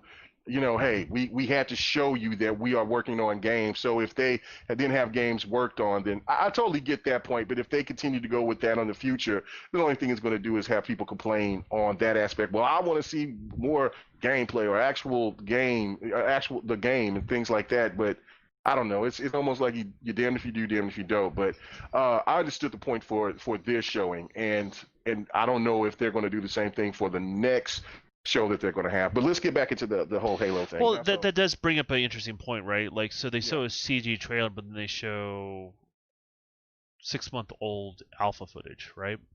That's unfinished. right, right. And so that contrast doesn't help. Lesson learned. I don't think that's a good thing to do back to back like that, because I think it made it even look worse than it actually was as well on top of it. So hmm No, no doubt about that. So, all right. So back to Halo, since you brought up the point about the alpha footage. Um, when it first came on and you mhm. started seeing the CG part of it, looked absolutely insane. I mean, I was like, wow. Where they were showing the people that was making the suit, Mhm. and then it would just look. And I don't know if like Blur did anything with that or whatever, but of it's course it's kind it of a looked, swan for those hardcore Halo fans that read the yeah, novels and all that sort of stuff, and they like that older suit. It's a love letter to those people. yeah. So they did a good job of that, and for what it is, even though I don't like that particular style, I always want progression in some sort of form or fashion. But it's a good way to tell in those stories, because not everyone reads the lores, not everyone knows all No. that sort of stuff. So I think I think it was a good representation of it, as far as all that stuff goes. So yeah, it looked great. So. Yeah, it looked fantastic. And then it gets into the game. So this is the part where you're going to take over, and I want to hear what you thought, what your initial thoughts were when you first seen the actual gameplay, and just break it down. What was the things that you liked? What was the things you didn't like? What do you think that there could be things that could be improved on? Things like that. So there you go. Let I us didn't hear it. I didn't really like any of it, to be Oof, honest with you. oof, oof. I'm gonna Okay, be maybe I'm gonna you're be not I'm ready. gonna be Go ahead. real. I'm gonna be real about it. And I'll explain why. Like, All why right. my stance is like that, so people can understand. And I'll try to be as fair as possible into this, guys, because I don't really feel like dogpiling is helpful. In regards to this sort of stuff, but um, I noticed right as you got out of the Pelican, right? Because that Mhm. scene looks beautiful in the Pelican. They did a really good job with the facial animations of that character, just top notch. They definitely got that down, right? All the sparks flying and all the other stuff going on in the broken down ship they're in before you left the Pelican. And right as you left the Pelican, about 5 to 6 seconds in, I realized, oh, this is unfinished footage. This is unfinished game, right? These are placeholders. The lighting's not done. As soon as you start looking up at the ship that went by, right? I'm like, where's the skybox? This is Halo. They're known for their skyboxes in the background of, the crazy clouds and stuff like that. Zero of that. It looks like when you first load into the Unreal Engine, right? And you just open up a blank canvas, right? There's no skybox. There's none of that, right? And then I noticed the grass was kind of dead. There was like nothing, no movement of that. I noticed first pop in. I noticed as you roll through the water, you see the grass disappear before it moves out of sight. You see it pop Mhm. out, and I'm like, oof. And and then the gameplay just seemed like flat because there wasn't like a whole lot of new, right? There was less guns introduced in this than any other Halo I can think of in the last two generations. Um, Same enemy types I've seen over and over again, just now with a red splash of paint on them, and with less detail, in regards to that. And some things were good. I think the sound of the Warhog sounds phenomenal. Some of the sound work they're doing, you can see final representation of that. Some of the cool little touches they had on the Warhog when it was losing traction and it's kind of tearing up the terrain as you're going up the hill. I thought that was little additives were really really cool. But yeah, definitely the lighting's not done. I don't think the texturing is done, and I feel like a lot of stuff is just placeholders, in regards to that. So, it will look better than that, and I think a lot of people are saying, well, they only have a couple months to get it done, and I'm like, you guys don't understand. This was a 6 month old build, right?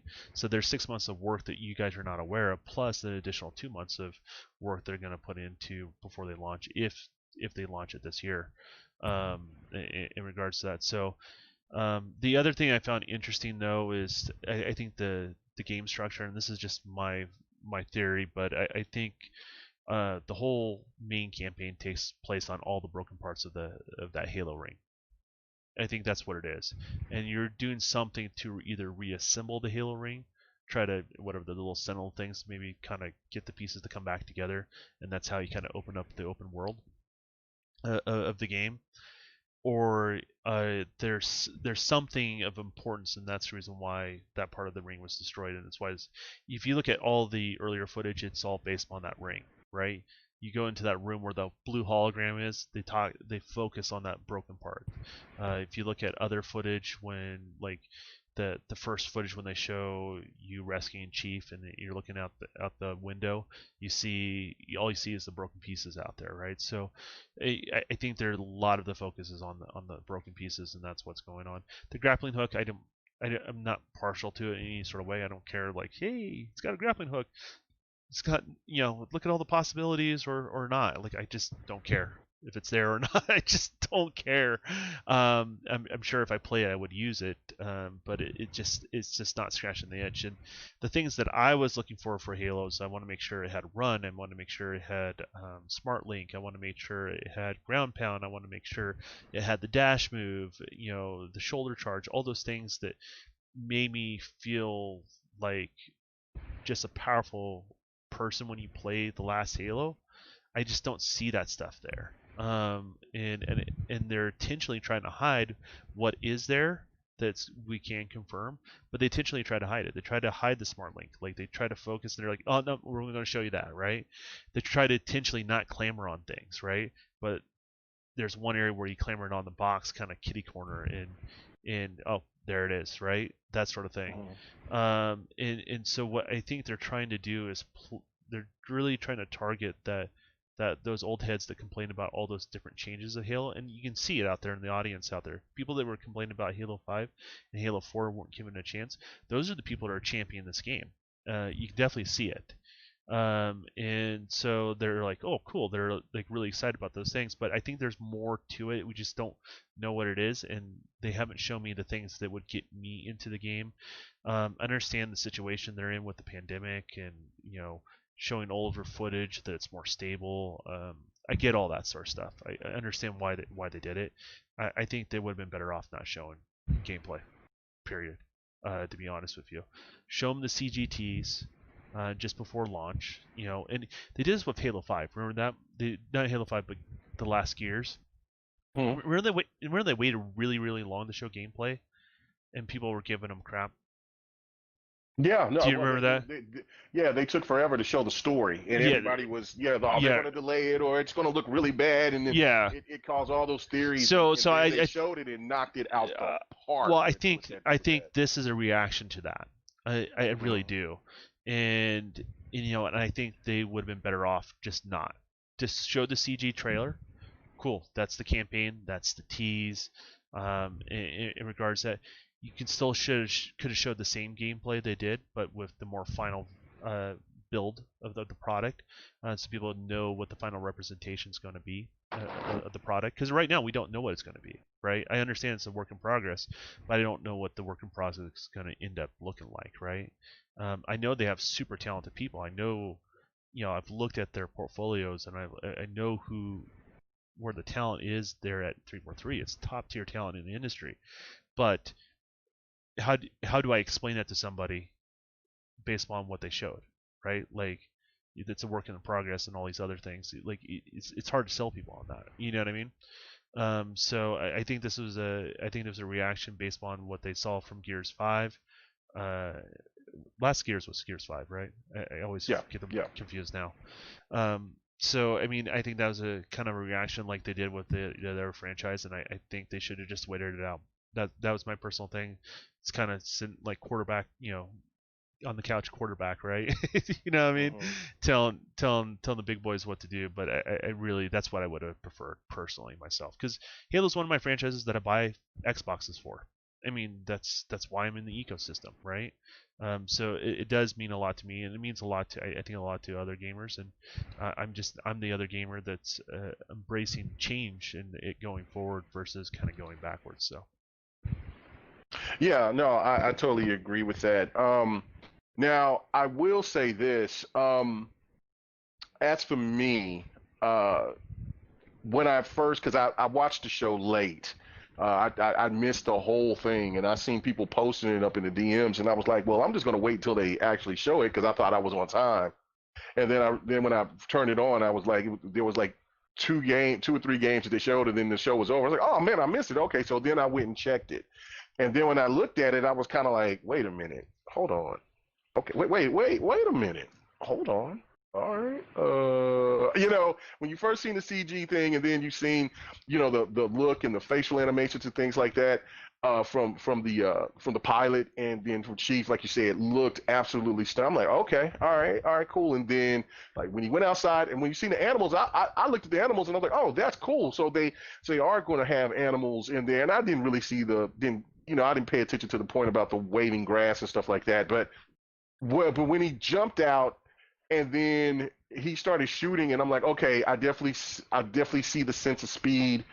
And then he did a little run because that's what I was looking for, was a power move or a run or something. The new And I was moves. looking, Yeah, you're looking for yeah, the. Oh, you're looking for any of the yeah, new moves, weren't yeah, you? I'm looking for any of the Halo 5 moves. And so I was kind of like, oh, he ran, but they pulled it back, and I'm like, all right. But then I was noticing the gun, and the gun didn't show any polish or anything. It just didn't look. It didn't have any marks on it. It was Yeah, just flat. it was just That's flat and that's an example of a placeholder, right? Like it's yeah. there. They have the model. They probably have the UV coordinates and all that sort of stuff. And people that actually do 3D, they know what UV coordinates and all that sort of stuff is. Basically, it's the nuts and bolts of how you build a model out, right?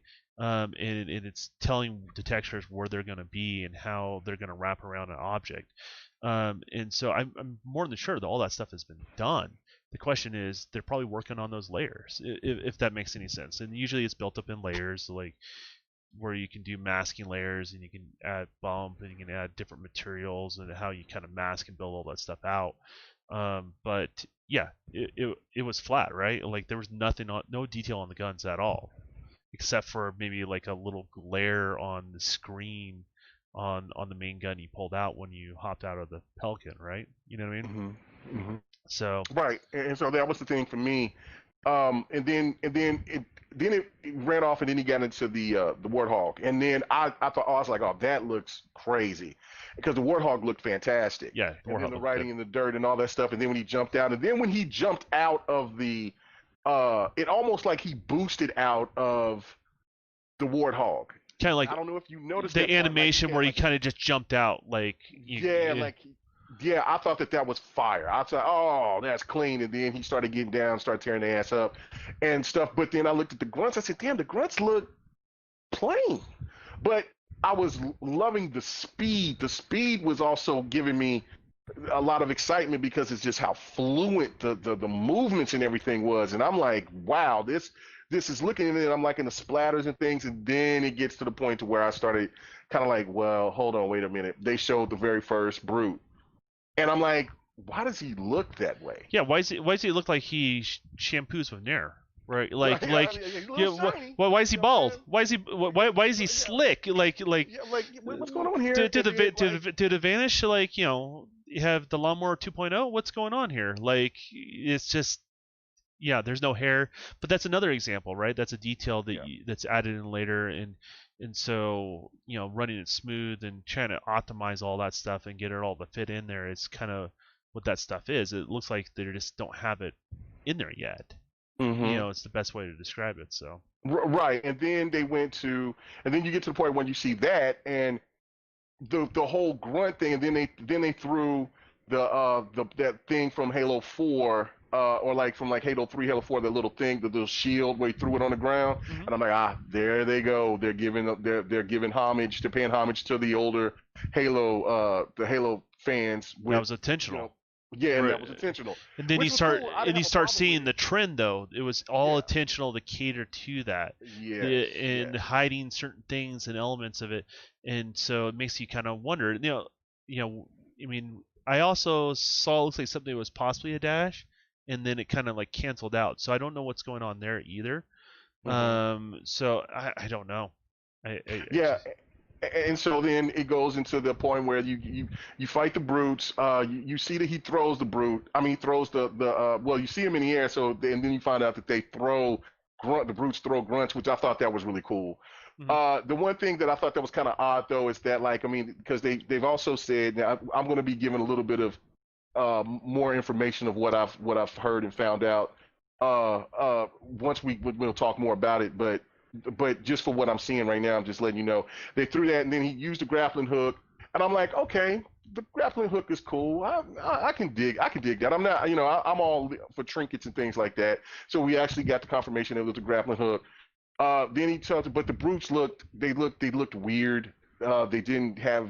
I just like, but then he gets to the point to where he get on the elevator, and then the lighting and things like that looked really pretty. And then you seen the pop in from the mountains, and I'm like, oh, I said, man, the stands are going to go crazy. Well, wait, They're you going to light. They're going to see, light. They're going to that's the light part you 2.3 up with that. noticed, but Yeah. I saw pop in with grass in and out. I saw with the trees. Like, I think counted 7 times I saw pop in that. But here's the thing, right? And this is the part of the problem with this conversation, because you can't have a genuine conversation about it. When people are like, knocking on the velocity architecture, it was not running on an Xbox One. So it's No, not. It's not running off a Series PC, X. It's running a PC. So the best thing you can do is M.2, which didn't have the customized chips for the compression and all that sort of stuff. So you don't really get the true advantage of what they're doing. You're not getting that sampler feedback. You're not getting any of that sort of stuff. So it just is what it is, right? So like, it's not even a fair representation of what the game's finally going to be. But to somebody that doesn't know all that stuff, that's their first impression of the game, and it's not a good one. You know what I mean? So Right. No, that's a fact. And then you need to record that clip too. what clip's that? You need to clip that part right there because I'm going to share that because they about the whole Yeah. what you just said. Yeah, you just need to clip that part. We'll go Anyway, back and do it. It's all good. Yeah, because I'm trying to because I was trying to find it and clip it myself, but I don't know because this is my first time ever going in here and looking at it. You can always go retroactively and watch it and clip them. It's how that works too. So That takes too long. I don't want to do all that. But anyway, no, I want to write the time down and I'll look it up. yeah, that's all you Anyway. do is do a timestamp. You're good. Yeah, just do it. Just timestamp. But yeah, but no, because that made perfect sense. That's some of those things that people just don't they don't pay attention to, and then they just don't know. And so obviously, oh man, it's running on PC, and then and this is the one thing that trips me out too is like most of the games that they do show on in any conference are mostly running on PC at that time, especially when they're not ready. If they're close to being ready, then that's different. But that's why I think that the coalition was holding their guns and waiting to let everybody see what Halo 5 actually was going to look like running off of the One X, and it worked out for them because then nobody can ever question how that game looks graphically. When people did with because they learned early with Gears 4 because when they had people play that demo and it was only a 720 and then they just 720 textures were placeholders. It didn't have all the Yes. elements, didn't have all the lighting, it didn't have any of that stuff. So the final result is it wasn't represented. Here's what I'll say this, right?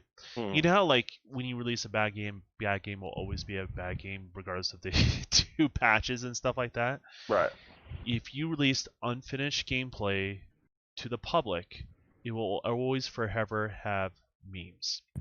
And you got to keep that in mind when you're talking about your products out there, right? There's stuff I can show out there, but it's unfinished of my own personal work. What's that going to do to me, right? What's going to do to the reputation of the game? I'm better off not showing it, and I'll build up the hype later, right? So it's one of those things with that sort of stuff. I think when you release unfinished gameplay that's not fairly representation of the final product, it will always be memes out there on the internet. What is it, Greg? Is that what they call him now? Yeah, Greg. Yeah. California Raisin Head. That dude. That dude is that guy's gonna last the whole generation. I'm telling you right now. Oh yeah. There's so many Greg memes. It's crazy, but they're funny. But I do have to give 343 credit because they came out. Craig. Craig. Yeah. So they come out and they say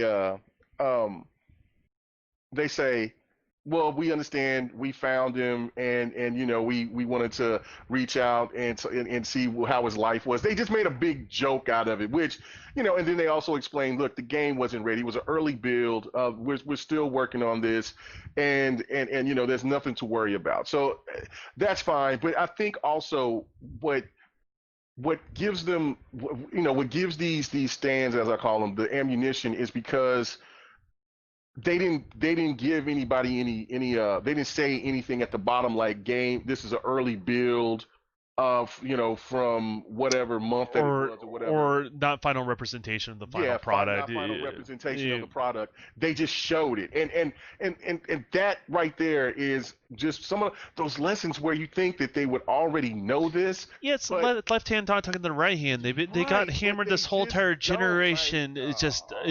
It's one of those things like if they showed it to either one of us, we would have told them, right? Like ahead of time. And I'm not saying like we should have any early privileges to the product or anything like that, or you have to listen to what K Mega and Don say about about your product. That's not the point, right? It's just we're one of many people would have done the same thing with the understanding of what's going on there, right? And yeah. that's what kind of like, and this happens within big companies. Sometimes they mean well, but they're out of touch with the rest of everybody else. Does that make sense? Yeah. And so it's just one of those things, But there's no doubt in my mind the game will look better.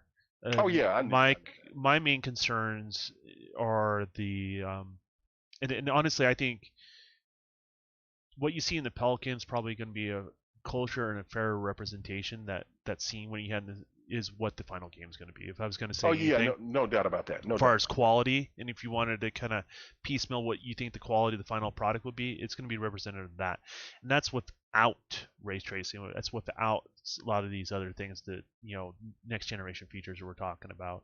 Right. But my main concern is it going to feel, when I play the game, is it going to feel mechanically like a step back from Halo 5? And that's always been my main concern in regards to that, and that's where I'm a little bit worried. I'm okay with the open world structure that I saw. I'm willing to give that a shot. I don't think that bothers me. I don't think it really sells me on the product either, to be honest with you. It's just, it is what it is. I don't think the grappling hook moves me one way or the other. What's really going to sell me on the product is knowing that I have the same abilities or can earn those same abilities through the story. Like, either one is acceptable, and they tweaked around with that stuff. That's what's going to sell me on Halo going forward, and we'll see how it all turns out and as far as all that stuff goes. And curious what the final product's going to end up being, but the art style is still kind of killing me. The other thing too, like the brutes kind of look like fat guy in a little suit sort of thing when they're wearing the armor. They kind of have that look to them, if you know what I mean. So that's one of the things about Halo 3 I never thought looked good was the elite armor on brutes. Does that make sense? Mm-hmm. So I kind of, and when you look at Atriox and the way his like armor is, I think that's really really cool. I think that represents the brutes a little bit better, but we'll see how it all goes as far as all this stuff goes. It's just kind of wait and see, and it's a franchise I'm one of the more attached to, and I'm just not sold on it, and that's just the harsh reality. So Yeah, now there's some more information that I want to give out since what you were saying, but I want to finish everything else that I wanted to, what that kind of threw me off, what I disliked. The sounds. Okay, so once you get into the point where he throws the throws the thing at the canister at the grunt in that at that little shooting thing, and he blows that up, and I thought that was cool or whatever. But then he gets the shotgun, and the shotgun didn't have no sound behind, no true umph. It looked dope, from the way he's holding it the sideways or whatever, mm-hmm. and but it just didn't have no impact on the sound, which we also found out that was going to that, like, again, this was an early build. They didn't put Placeholders. the sounds, yeah. Yeah, So the placeholders. so They're that's working why it on this sounds so particular faint. sound. Yeah, exactly. And Right. they'll tweak the volume and the bass, and they'll take other samples and manipulate it and try to figure it out. So yeah, I just feel like a lot of stuff is placeholders. If you go look at and this is the thing I'm working on, and maybe I'll release it on YouTube. We'll see if I'm happy with the results. But if you go look at the tech demo of the engine, right? You get where I'm going with that. Yeah. If you go look at the earlier tech engine or tech demo of the engine. Now, keep in mind it's a tech demo. It's not a final representation of a game. No tech demos are. So, got to keep that particular expectation in check. But they still somebody has went through the effort to model those things and put it in an engine. Does that make sense? And so those assets do exist. And a good example is like you saw ivy kind of growing over a tree branch and stuff like that. That sort of those sort of things where the environments have more organic elements that they were just looked and felt natural, and they had the cave with the light and water dripping down, and with the volumetric lighting and stuff like that. You didn't see any of those volumetric lighting effects. You didn't see any of those other models that were created for other things. The tint. Now you did see where there was times when they had the gun moving and swaying to one end. You seen the reflection of the sunlight A into little the bit. shadow. Yeah, you Yeah. saw that part, and I thought that was really cool. But go ahead. But a little bit, but you didn't see that. You didn't see the subsurface scattering they used like on the tint where light was shining through. You didn't see Right. the elements where you had the waters washing up onto the shore, right? And then there was something underneath. Like you didn't see any of those features in the game, right? So it's not like they lied to you. It's just what the final representation, how they represent it in the game is going to be probably going to be a little bit different. It's always the case between a tech demo and an actual game. But what it shows you what their targets are. Does that make sense? It shows you this is what we're aiming for, even though they may not quite get there in regards to that. So that's what it's going to look better than what it actually is right now. And I want to iterate that even as somebody that's not stoked on where it's going, it will look better. This is stuff that I look at all the time. And from a trained eye that knows and has a roadmap and knows what products you're working on and knows what textures you're working on and knows what's on the docket of what your roadmap is, this this is one of those things is just that you deal with in regards to that. So for those who really want the game to look better, it will look better. I guarantee you on that. And then it's not just shielding for the game. It's just I just don't know where I'm going to be standing come launch. We'll see where it goes. So. Yeah, and then again for me, it's when it gets to the probably the worst part of the game for me, or the alpha or demo, was when when Chief gets up to the very top and then he sees the hologram. And the hologram looked awful. I mean, Yeah. even in the 4K HDR, I mean, the 4K HDR, the 4K 60 stream, it still looked awful. And then when they panned in and they showed Ethlon or Etron, that's how we can pronounce his name. The probably the main villain. I bet you it's for mini Chief. villains. Oh yeah, that's right. I think those areas that you're doing, there's little mini bosses throughout those areas, and I think that's what the structure is. And Yeah, so, but I think that but I think he's important though. I think that guy is I don't know. pretty important. I don't know if he is. Well, there's more information that I got that I'm gonna explain. Because they mentioned a bunch of other names too, not just him. Yeah. So Yeah, I don't know how important Yeah. he really is, to be honest with you. It's almost kind of like you unlock, hey, this is the person now you're going after. Like that's what it felt like to me when you introduced that hologram. Does that make sense? Yeah. So. Yeah. But then when they get into the face, I thought the mouth animations were fine. He looked menacing with the teeth. But again, it looked cool. It looked cool, but it again like my first thoughts about the showing of it is still stuck on that 1080p 30 frame show instead of when I watched it again because I watched it 3 times. I'm going to watch it again. Mm-hmm. But the 4K helped out so much. It helped out so much, but it still just sticks in my head how bad it looked overall. Just as your flagship, it's just like what Blades and what Sam is saying is just like, look, man, this is your flagship. You got to we just got to be honest here. Ratchet and Clank showed a lot better than Halo Infinite. That's just a fact. And so when you look, even with the people that were trying to break down the whole SSD Dude, I situation, think and the Crackdown looks better than what they showed off on Halo Infinite no, at this I'm point. not going that far. I'm gonna, I'm being serious. I think Halo 4 looked better. I on oh yeah, 360 Halo on the 3, yeah, 360, right? Like yeah, that's a good example. So like obviously, yeah.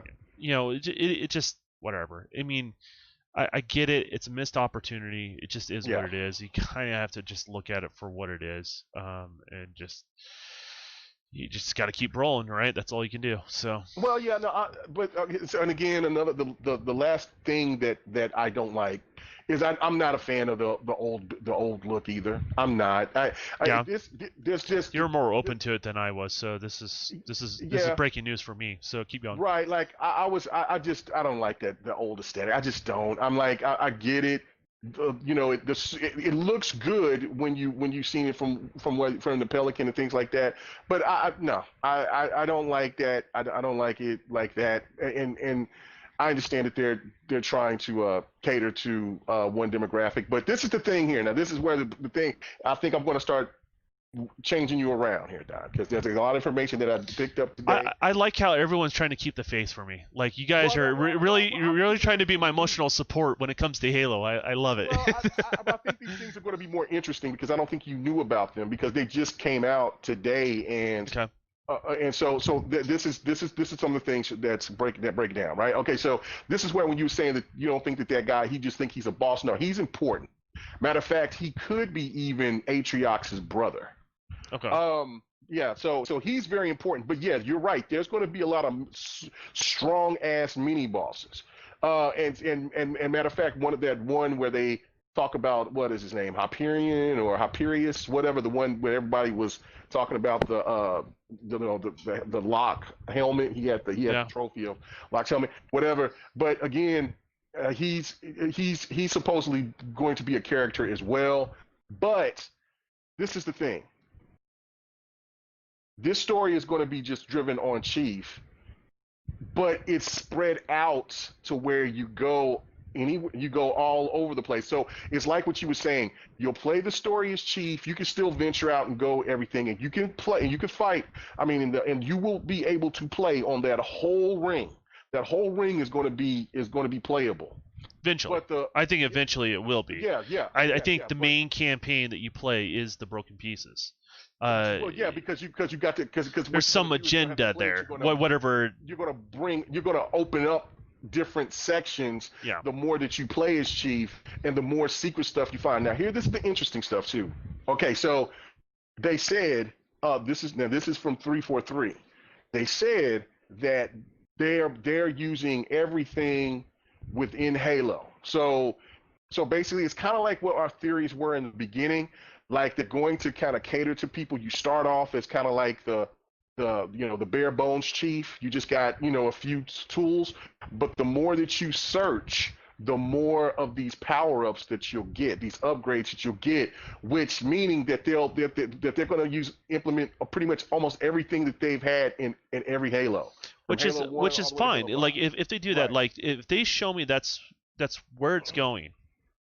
I'm the rest. I'll deal with the art style issues, and if they open it up to some of those other, because they've also said there's a couple of interesting things I'll add to this. So they show a scene where there's like a hologram Chief and that dude in the Pelican are hanging out, right? Yeah. And there's all these like. There's the green area of the ring, and there's all these things scattered all over the place. And they're see like soldiers that are dead in space, right? And they have their tags and all that sort of stuff. Not a single one of them labels a Spartan. So it doesn't show a single Spartan died in that whatever that incident is. Right. Yeah. So that's interesting. That's an interesting fact. Also, 343 says, yeah, it's 4-player co-op, right? Yes. They confirmed that, that's I think where the grappling hook becomes a little more interesting when you have 4 people using that thing, right? Yeah. What I want to be able to do is grab a coil and then football throw it to my buddy and then have them throw it somewhere else. Like do something like that. I think would be cool. But then again, still not a make and break but it would be cool additive in regards to that. But they specifically say you play as Spartans. They don't say you play as Master Chief.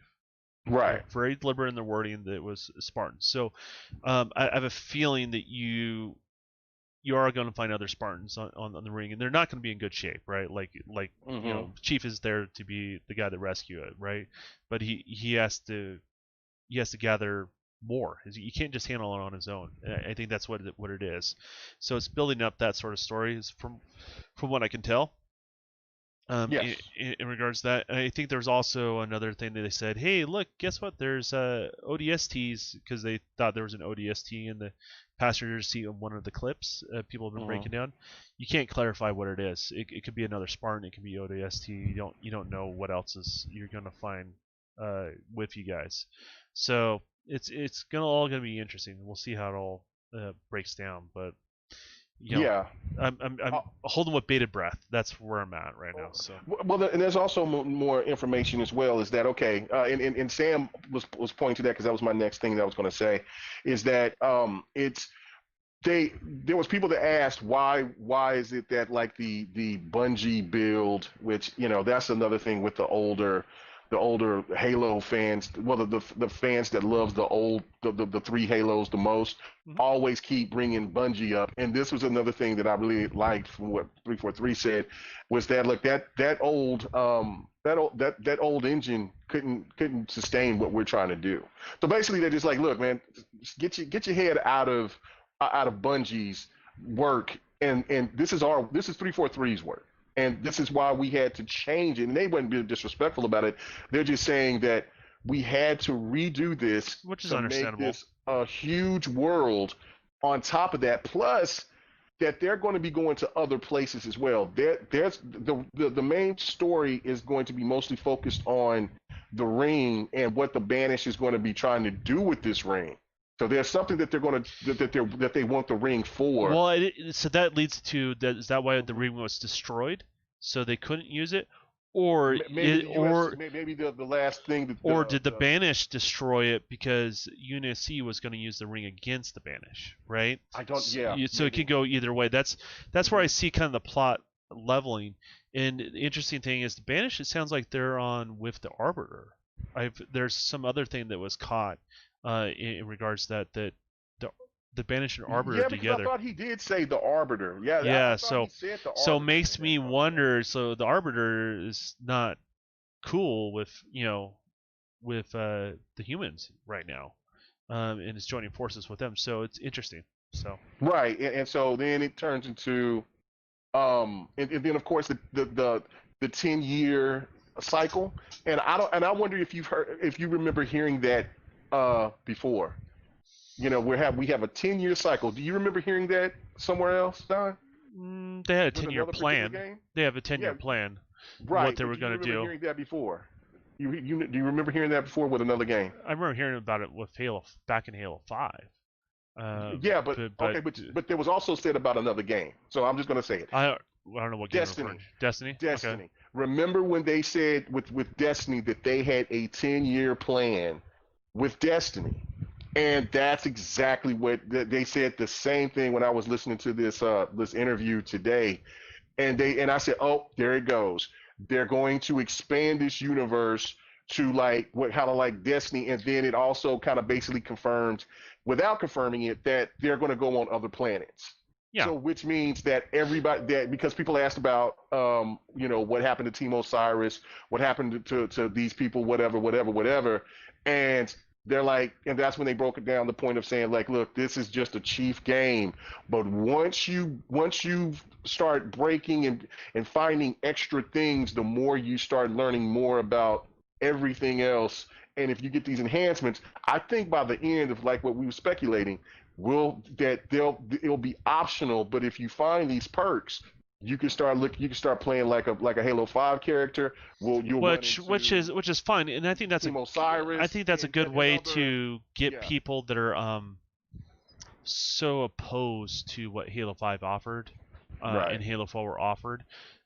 It allows them to kind of dip their toes and embrace it, because I think honestly a lot of people that are kind of against it didn't give it the time time of day, if that makes any sense. So yeah, those people that still that was I heard people saying uh in in that interview that I was well, I didn't play Halo 5. I just didn't like how it started. Well, then how you gonna like it? You don't How you even gonna know. hate it if you You didn't don't, play it? How you gonna know if you liked it if you didn't play it? yeah. Come on, man. How Yeah. you gonna have I lived through it. I listened to it. I almost wanted to cut it off because I was just hearing just like, okay, how are you gonna say that you didn't like this game, but you didn't even play it? Like I get like if you didn't, okay, you didn't like the story, but I mean the multiplayer aspect alone should just give you to. And if you're a Halo fan, you should at least play it. Like I don't know, but anyway, just go ahead and finish what you're gonna say. No, I mean it's just. I think we can beat the dead horse to death, but we're gonna have to see and wait to see what they have to show. Now here's what I'll say though. You have to have the polished aesthetics out before you release it. Don't Yeah. release it without the polished aesthetics applied. So what I'm hearing about, like, hey, we'll add ray tracing to it later, that makes me cringe. Don't do that. When you're ready, release it. Is my answer, because you only get that one opportunity to make that impression. And that's the one thing I would criticize 343 about um, Halo 5 was a lot of the multiplayer stuff wasn't out when the game was out, and they added it much later. Later on, yeah. I'm People didn't get talking. a chance to I'm actually talking see how about fun it core. is. I'm talking about core things like big team battle, things that Halo's always been known for. Right. And so, if your visuals are not ready and they're not ready for prime time, don't release it. Don't don't do it. Like that's fine. Halo people will understand. Like they'll take the time. They're excited about it, but you give them time and you give them a better product, that they will definitely help you out. And I understand they have to release it eventually, and I know they have a roadmap of releasing iterative things. That's totally fine. If that's their game, that's their vision, like whatever. That I'm okay with, but um, don't do it in that piecemeal thing where, like, okay, now I have to play the campaign again, or I played partially the campaign and now I have to restart it because I want to see it in all its glory.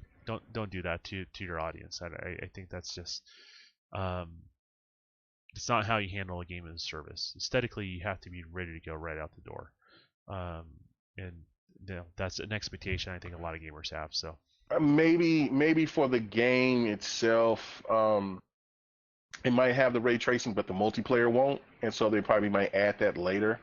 Because what they're doing is definitely is going to be the Destiny route. They're going to bring yeah, they're going to bring different sagas to it because there's no more Halo 5, 6, 7, 8. The number game is over. That's it. Halo is going to be the ultimate sandbox. So which means it's definitely like when we first heard back years ago when they was in production talking about this stuff and we was hearing those rumors. This is definitely they're definitely making it like Destiny in that sense. It's just Halo, and that means that they're going to have to, and that they also stress this as well. We're going to broaden this universe. So that made me very excited because when that said that, because they were getting talked to from all different types of content creators and interviewed from people from from IGN and different places like that. But the more stern questions of trying to get if this is like a true reboot, they're like it's that's where they made the point where they were saying we have everything from Halo 1 to Halo 5. So so basically you're going to be able to play as an old school Spartan if you want to, or when the more perks and upgrades you find, you most likely will probably play like but they didn't say it directly. Of course they're not trying to get people to get riled up again, but they said, but the more perks and stuff that you find, you'll get it, and there'll be a lot of story twists and things on that. So that part got me really excited because they're saying that they're going to broaden the universe like they're supposed to. So they said that's what the whole part of the engine and doing slip space well, it was allows for. them to So iterate quicker, yeah, right? Is yeah, the yeah, idea, is right. what's going on there. So So we're looking at probably yearly content like you see in Destiny as well. So which is fine. I mean, look, if there's one thing I never had a problem with was Destiny with their expansions or any game that had any type of expansion. Because well, I I look at it don't as fine. Like I think keep making expansions. I think the Destiny route is not the structure 100% at all. I think it's little mini stories is what it is. Because what Destiny is, it's about like this story that no one understands what's going on. To be honest with you, even the biggest Destiny fans still don't know what's going on, right?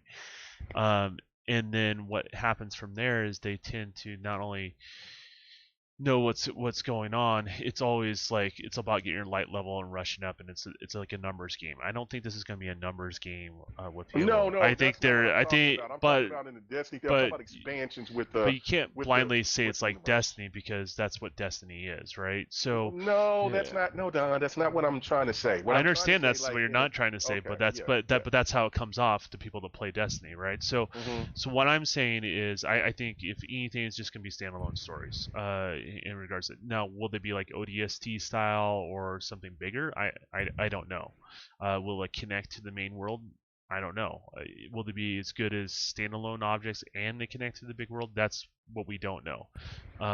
But the engine does allow them to iterate, and some of the stuff I don't think is going to be quite taken how people want it to be, and so I think there's going to be some fine adjustment, whatever their game plan is, to it as well. And so the first thing they need to do is just get this right for everybody, and I can't imagine being able to get that right, to be honest. Well, now Uh, that part is true. yeah, I mean, like there's always going to be somebody that's going to complain about something.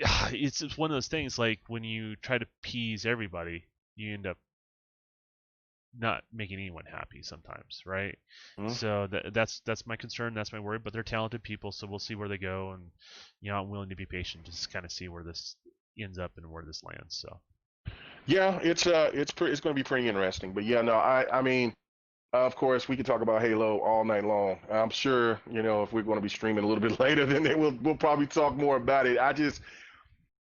It's from the interview tonight. I mean, today that I've seen, and from looking at other stuff, reading things, I'm more excited in the sense of the expansion of the universe. Um, I I'm still in this.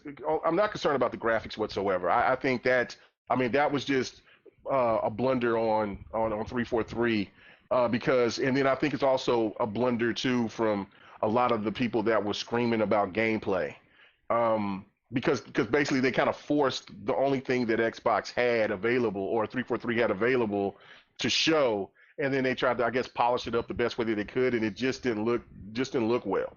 So it was, for people that screaming, we want gameplay, and then we constantly see trailers from every other company, every other publisher out there, because they're just not, if they're not, those games are not ready, they're just games not ready, and nobody actually should ever be complaining about CGI, because especially some of the people that brags about these games that's going to be coming, the CGI, you normally see a CGI trailer, and that gets people hyped. So for this new demand for gameplay, I don't know. So that kind of bit 343 in the tail, and then the fact that for the people that's asked for it, it bit them in the tail too, because now they're not satisfied. But no, I'm not worried about the graphics whatsoever with the game. The game is going to look solid for sure. Now, what you're talking about with the ray tracing, I don't know. That's one of them odd things. We know that that's a resource behemoth, mhm. and how they're going to Well, play that out, we don't they're know. gonna do it sparingly. That's what I Yeah. said. Ray tracing, Hmm. because it's so taxing, they're gonna use it in areas where it makes the most sense, where it's the most impactful, right? Um, so that's where I see that kind of going. You're getting you get a blend of other lighting effects along with ray tracing, and so you can do it on like little things like reflection off the windshield of the Warhog, or things like that, where it kind of has these highlights and it has that punch to it, to the visuals. But it's not essential. Is that make sense? Yeah. So I mean, then again, you can separate reflections, you can separate way shadows are cast. The way they do shadows in the game are top notch. Just I won't point that out. Like when you saw the shadows when they crash and stuff like that, that's Yeah. really good quality, and then how it was seamless. Like that sort of thing is. That's why I say like expect what you saw in the Pelican is a fair representation of what the final result is on the game. Because I mean, Hmm. you didn't even have like shafts of light shining through trees or anything like that. Like No, you just had this blonde, ominous source where light was coming from. There was no skybox. I mean, like how's it a Halo without a skybox, right? Obviously they're working on that stuff. So, um, but yeah, we'll just kind of see where this kind of goes. If this kind of Yeah. takes a Metroid type route where you level up, and this is where I see that similarity between ODST, where you see these different stories, and you're trying to figure out what happened to certain people, and then through that process you find that person, and then you add them to your team or whatever it may be. We'll see how kind of all pans out as far as all that stuff goes. So, but yeah, I'm I mean, hyped. I'm we'll hyped. see. I'm We'll still see. I'm hyped for it. I know that where you're still definitely on the fence, but me, I'm when they said that the things that they said today, it's got me a lot more excited because they're doing what I've been asking. Is broaden the universe. Who cares about people just wanting it to just be about Chief? No. And eventually, um, we can get back to now having the game uh, have a broader scope like it's supposed to. So yeah, I'm very happy and intrigued about that. Even though I know we kind of knocked it across. We kind of knocked the demo across its head. The fact of it is, it's still to me, it still looked cool. Now I enjoyed the demo. I thought like the gameplay aspect of it looked amazing, like the speed, the agility, things like that. But I mean, but as a real gamer, man, I'm just going to tell it like it is, and Don is definitely going to do the same thing. So it's not anything to where it can't be fixed, it won't be fixed. It's just that for anybody that's saying, well, it's perfect the way that it was, I would have to 100% disagree with that person. But it still looked good in the 4K 60 showing, Yeah. and it just needs to be it just I needs mean, to be better. you just got to take people at their word. So when they're Yeah, saying it was built on the yeah, PC, it was built on the PC. right. What's up, Percolator?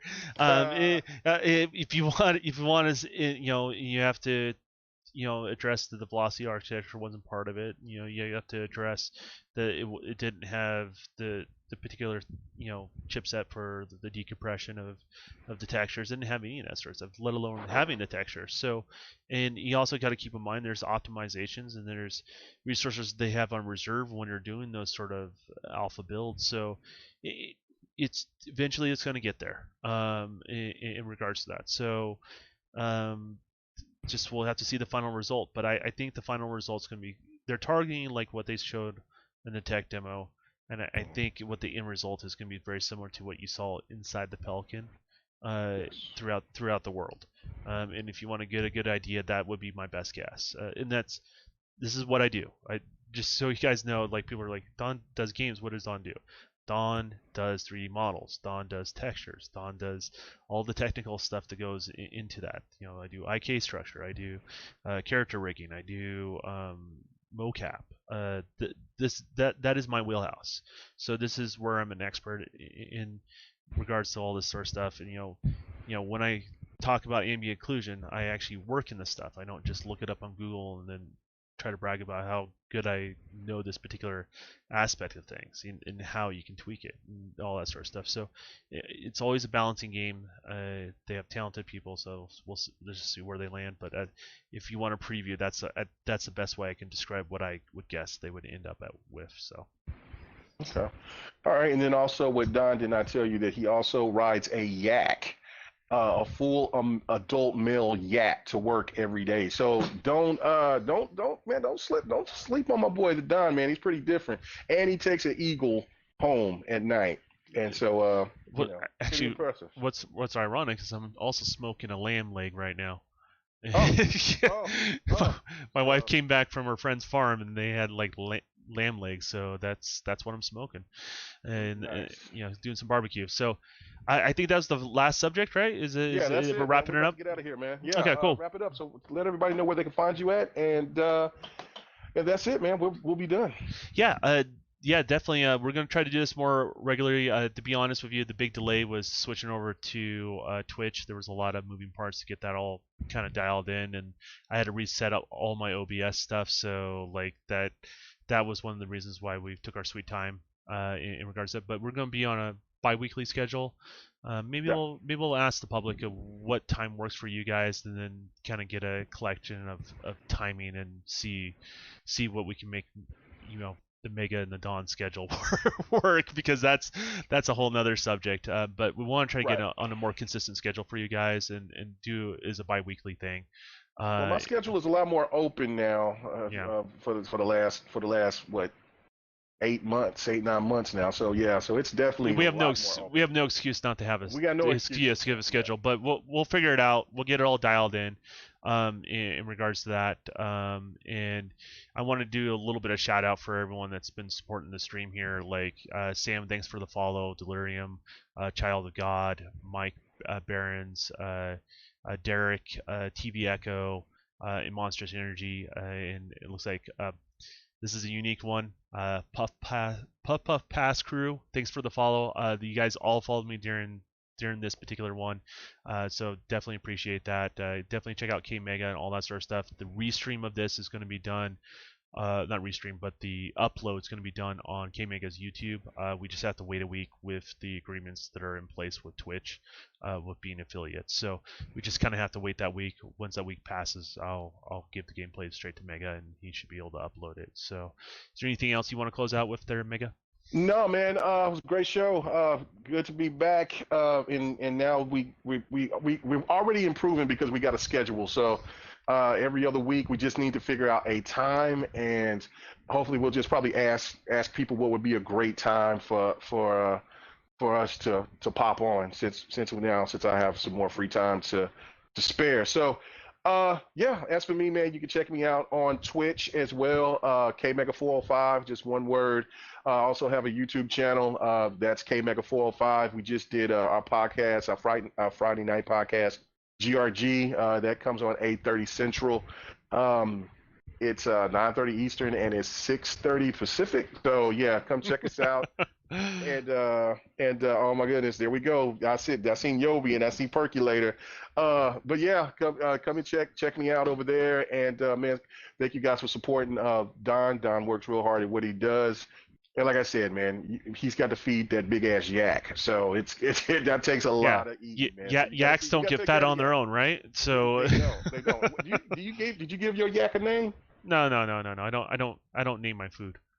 Oh, wow. Okay. All right. You get them grown, you ride them to work, and then next thing you know, you eat them. So, all Yeah. right. Everybody have a good one. Thank you Hey, so much for checking us out. before we bounce out, as a new tradition on Twitch, we're gonna raid somebody each time. Let them know Hmm. where they came from. When you stop in, if you want to follow them. But just show gamers some love is kind of the general idea. So we're gonna go ahead and this been talking about Halo. This gal's playing Halo right now, so we're gonna try to get her all rated here. See how this goes. I think it's be a fun little tradition here. All right. No doubt. No doubt. Where's it here? Ready. Clicking some buttons. I should have had this queued up beforehand. That was my fault. Yeah, you should have had that queued up, man. Should have had that queued. Ready? Here we go. All right, Later. Bye, peace, guys. guys. Later. Raider. Ready, set. Bam. There we go.